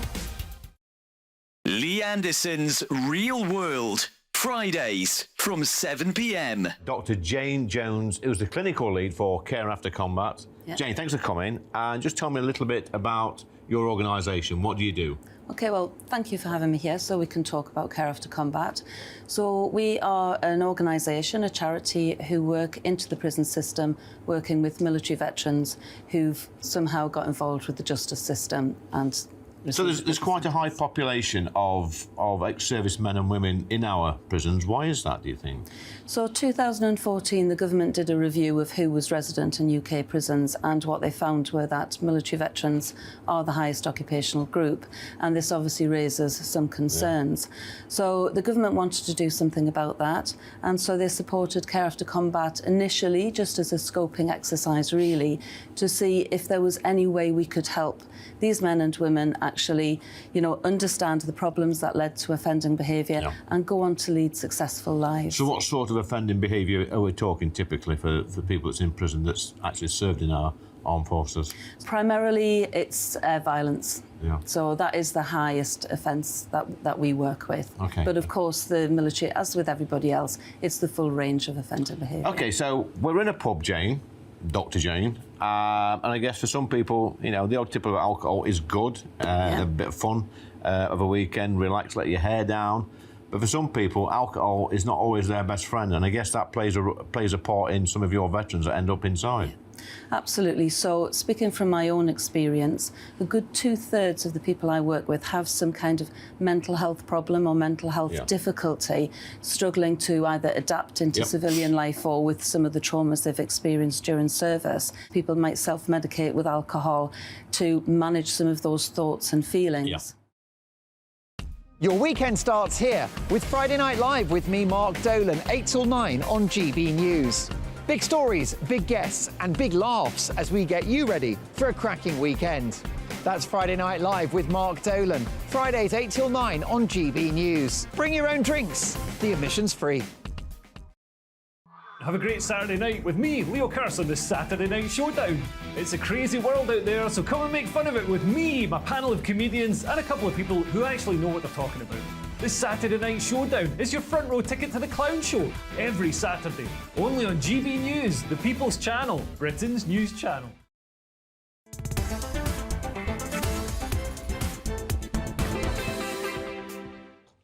Good afternoon. This is GB News on TV, online and on digital radio. I'm Nana Akua. Welcome back. If you've just tuned in, where have you been? There's only 11 minutes left. Don't worry, because it's time for clickbait. And here's a clip that caught my eye. A United States admiral who's Assistant Secretary of State for Health has said that climate change affects black Americans more than white Americans. Now, I know this sounds like I typed in and write the wokest sentence ever to ChatGPT. I don't know what that means. GPT. But, yeah, I knew that. I knew what it meant, but I just didn't know what script I was talking about. But it's true. Have a listen. Hello, I'm Admiral Rachel Levine. This Black History Month, I'm pleased to partner with OMH in advancing better health through better understanding for black communities. Climate change is having a disproportionate effect on the physical and mental health of black communities. Black Americans are more likely than white Americans to live in areas and housing that increase their susceptibility to climate-related health issues. And 65% of black Americans report feeling anxious about climate change's impact. Yes. So is climate change racist, Lizzie Cundy? No. And you, Matthew Lars? No, I mean, I think there were things like, you know, New Orleans was obviously affected by floods, etc. But no, I don't think you can describe climate change as racist. I was trying my best to defend. I didn't really succeed, did I? No, it's not racist. Woke world gone mad. The world doesn't know that I'm black or that you're white, or the world doesn't really care. It's really I think it was an ill-judged set of comments. It's hilarious, isn't it? So much going on in there. Right now, though, it's time for our quick-fire quiz, the part of the show where I test my panel on some of the other topics hitting the headlines right now. Joining me, broadcaster and columnist Lizzie Cundy. Your buzzer, please, Lizzie. And also former advisor to the Labour Party, Matthew Larser. Your buzzer. Ooh. Please play along at home. Right, question one. Now, this is just for fun. OK. Who has been confirmed as the new regular host of ITV's popular daytime show this morning? Is it A, Anton Deck? Is it B, Kat Deely and Ben Shepherd? Or C, Alison Hammond and Dermot? No, you hadn't finished the question. I started, so I'll finish. Lizzie was first. Dermot O'Leary. So... Matthew Larson. It is B.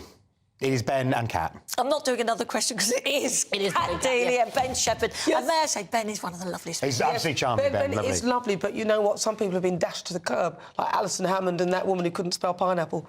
Jodie. I think we're going to be singing a lot of Alison there.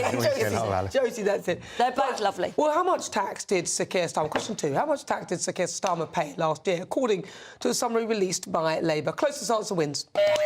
It was £190,000. Lizzie Cundy? 200. £200,000.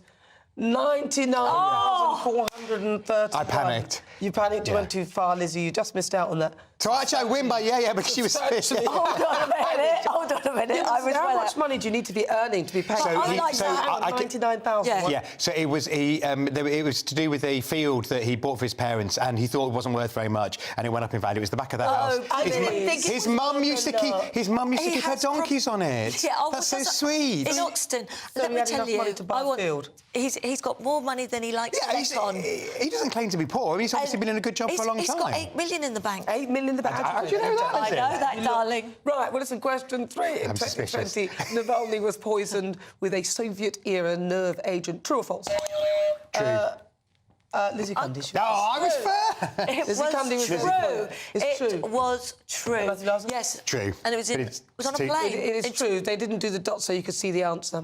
Yes, he blamed the Kremlin, and the accused was denied by Russian officials, just like this last one, where this guy had sudden death syndrome, but they can't find the body. Oh, well, isn't that... We've lost the body. Where is the body? It's funny, but it's very so tragic. Very convenient. Yeah. Let me tell you, the Kremlin are liars. They're known liars, and he was actually poisoned on a plane. He was within 2 years ago. Yeah, that was very sad. You don't get an extra point for that, Lizzie. No, I'll do a throwaway pot on the next one, depending on whether you're tied.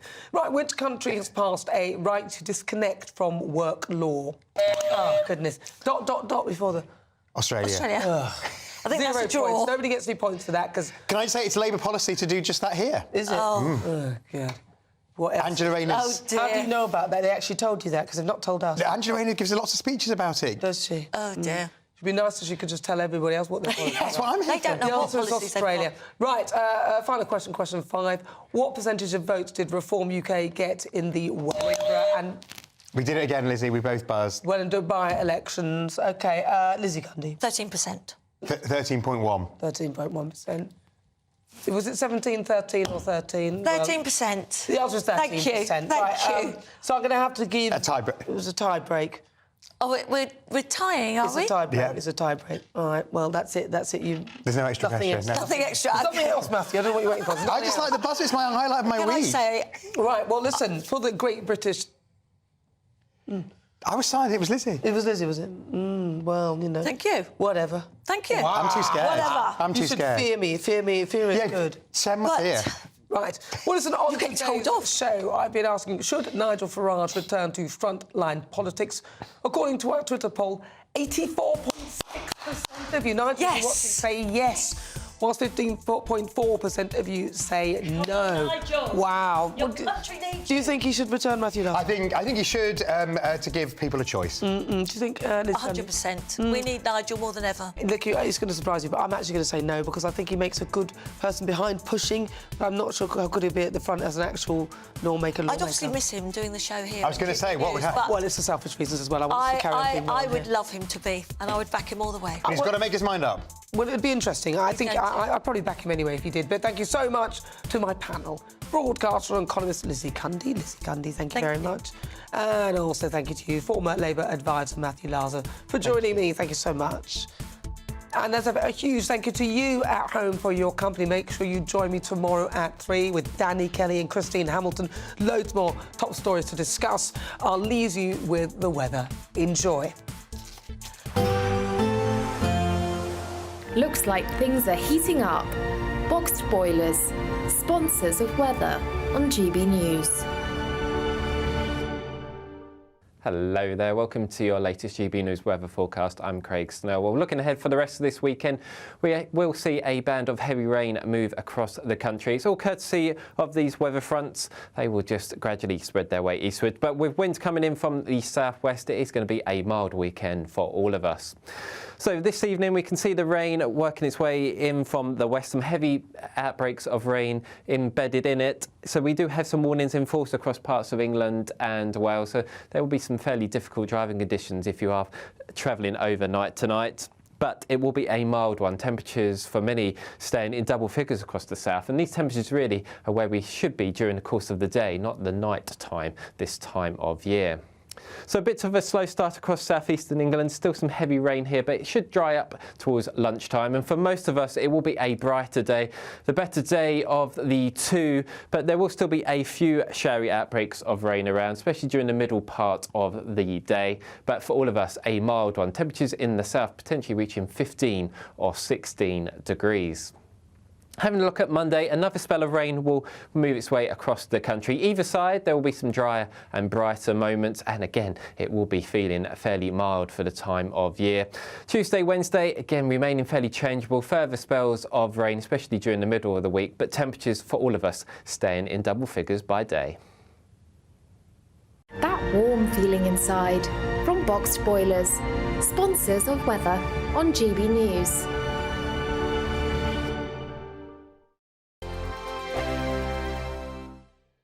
I'm Christopher Hope. And I'm Gloria DiPiero, bringing you PMQ's live here on GB News. Every Wednesday, we'll bring you live coverage of Prime Minister's questions when Rishi Sunak and Sir Keir Starmer go head-to-head in the House of Commons. We'll be asking our viewers and listeners to submit the questions that they would like to put to the Prime Minister, and we'll put that to our panel of top politicians in our Westminster studio. That's PMQ's live here on GB News, Britain's election channel.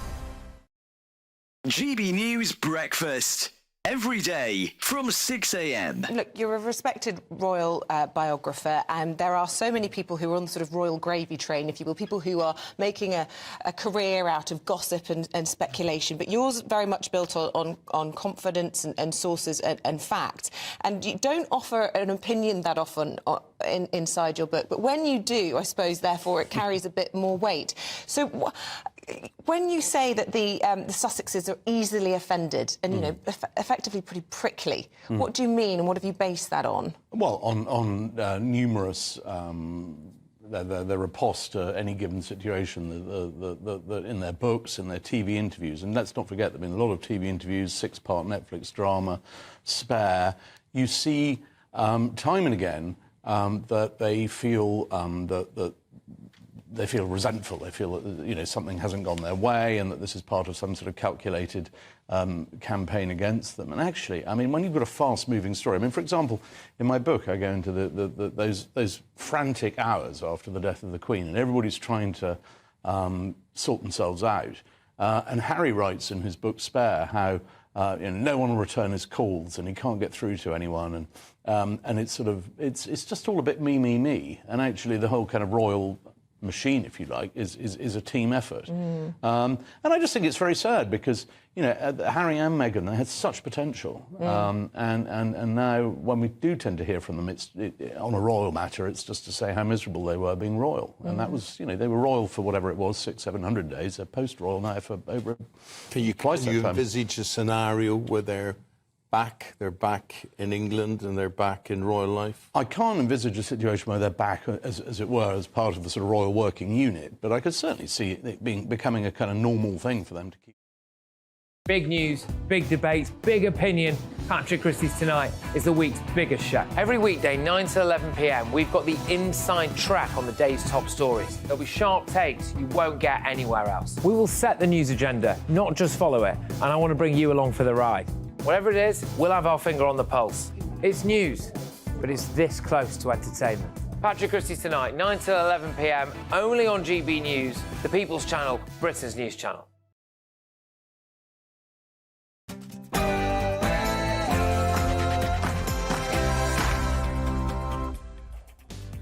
Good evening and welcome along, as always, to Neil Oliver Live on GB News TV and on radio.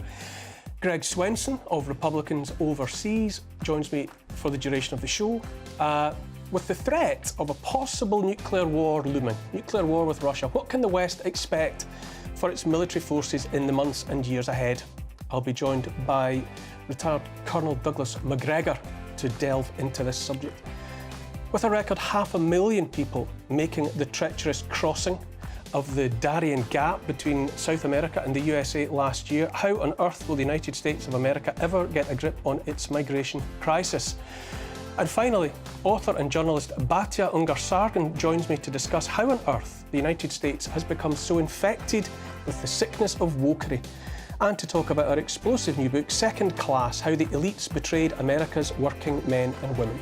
All of that and much more coming up, but first, an update on the latest news from Sam Francis.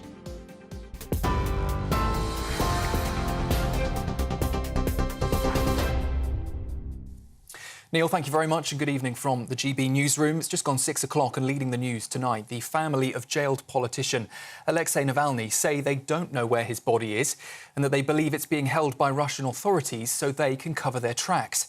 It comes as President Putin is facing increasing international condemnation. Here in the UK, crowds have been gathered outside the Russian embassy in London, laying tributes and protesting throughout the night. The Kremlin, though, says that the West's reaction is unacceptable, describing it as absolutely rabid. The Ukrainian President Volodymyr Zelensky is among those who have laid blame on the Russian leader, calling Putin a thug who he says must be stopped. Well, President Zelensky has also been speaking at the Munich Security Conference today, and he says there is a shortage of long-range weapons which are hampering his fight against Russian forces in the country. Joining G7 ministers for a minute's silence today, Foreign Secretary Lord Cameron also said the UK will stand by Ukraine. That's a sentiment that was echoed by the Labour leader, Sir Keir Starmer. President Zelensky told leaders there that there's an urgent need for more Western support, while Italy's foreign minister said Ukraine's membership of the EU and then NATO was inevitable. Meanwhile, Sweden is a step closer to joining NATO after Hungary flagged that it would settle a dispute to ratify its membership. Sweden is just 140 miles from the Russian border. The country applied to join NATO in 2022 in a historic shift to its policy, which was prompted by Vladimir Putin's invasion of Ukraine. And back here in the UK, we've heard in the last hour or so that one person has now been charged with assisting illegal entry to the UK, following the discovery of migrants in the back of a freezer lorry in East Sussex yesterday. The Home Office hasn't, though, named the person they've charged. It's after a major incident was sparked yesterday, prompting large responses from emergency services at Newhaven's ferry port. 6 people were taken to hospital. Police, though, say they are continuing their investigations. In London, tens of thousands of protesters, in fact, have been marching through the capital in solidarity with Palestinians in Gaza. Some violence has broken out between demonstrators and the police, according to reporters at the scene. We understand 11 people have now been arrested for a string of alleged offences, including inciting racial hatred and assaulting emergency workers. Former Labour leader Jeremy Corbyn was among those addressing the crowd at the 14th national demonstration in the UK. He said there'll be as many more as it takes until there is a ceasefire in Gaza. Our reporter Will Hollis has been following the march outside the Israel embassy. This is the end point for the global day of action that's been marching through the city of London today. There's a stage there where Jeremy Corbyn, the former Labour leader, has just finished speaking. And the target destination is the Israeli embassy, but you can see that officers from the Met Police have blocked the way. Officers say that they've arrested at least 10 people in relation to the policing of protests today. This is the 9th day of global action, but it won't be the last. Thousands of demonstrators have also been marching through Glasgow today to protest outside the Scottish Labour conference that's taking place there. Members at that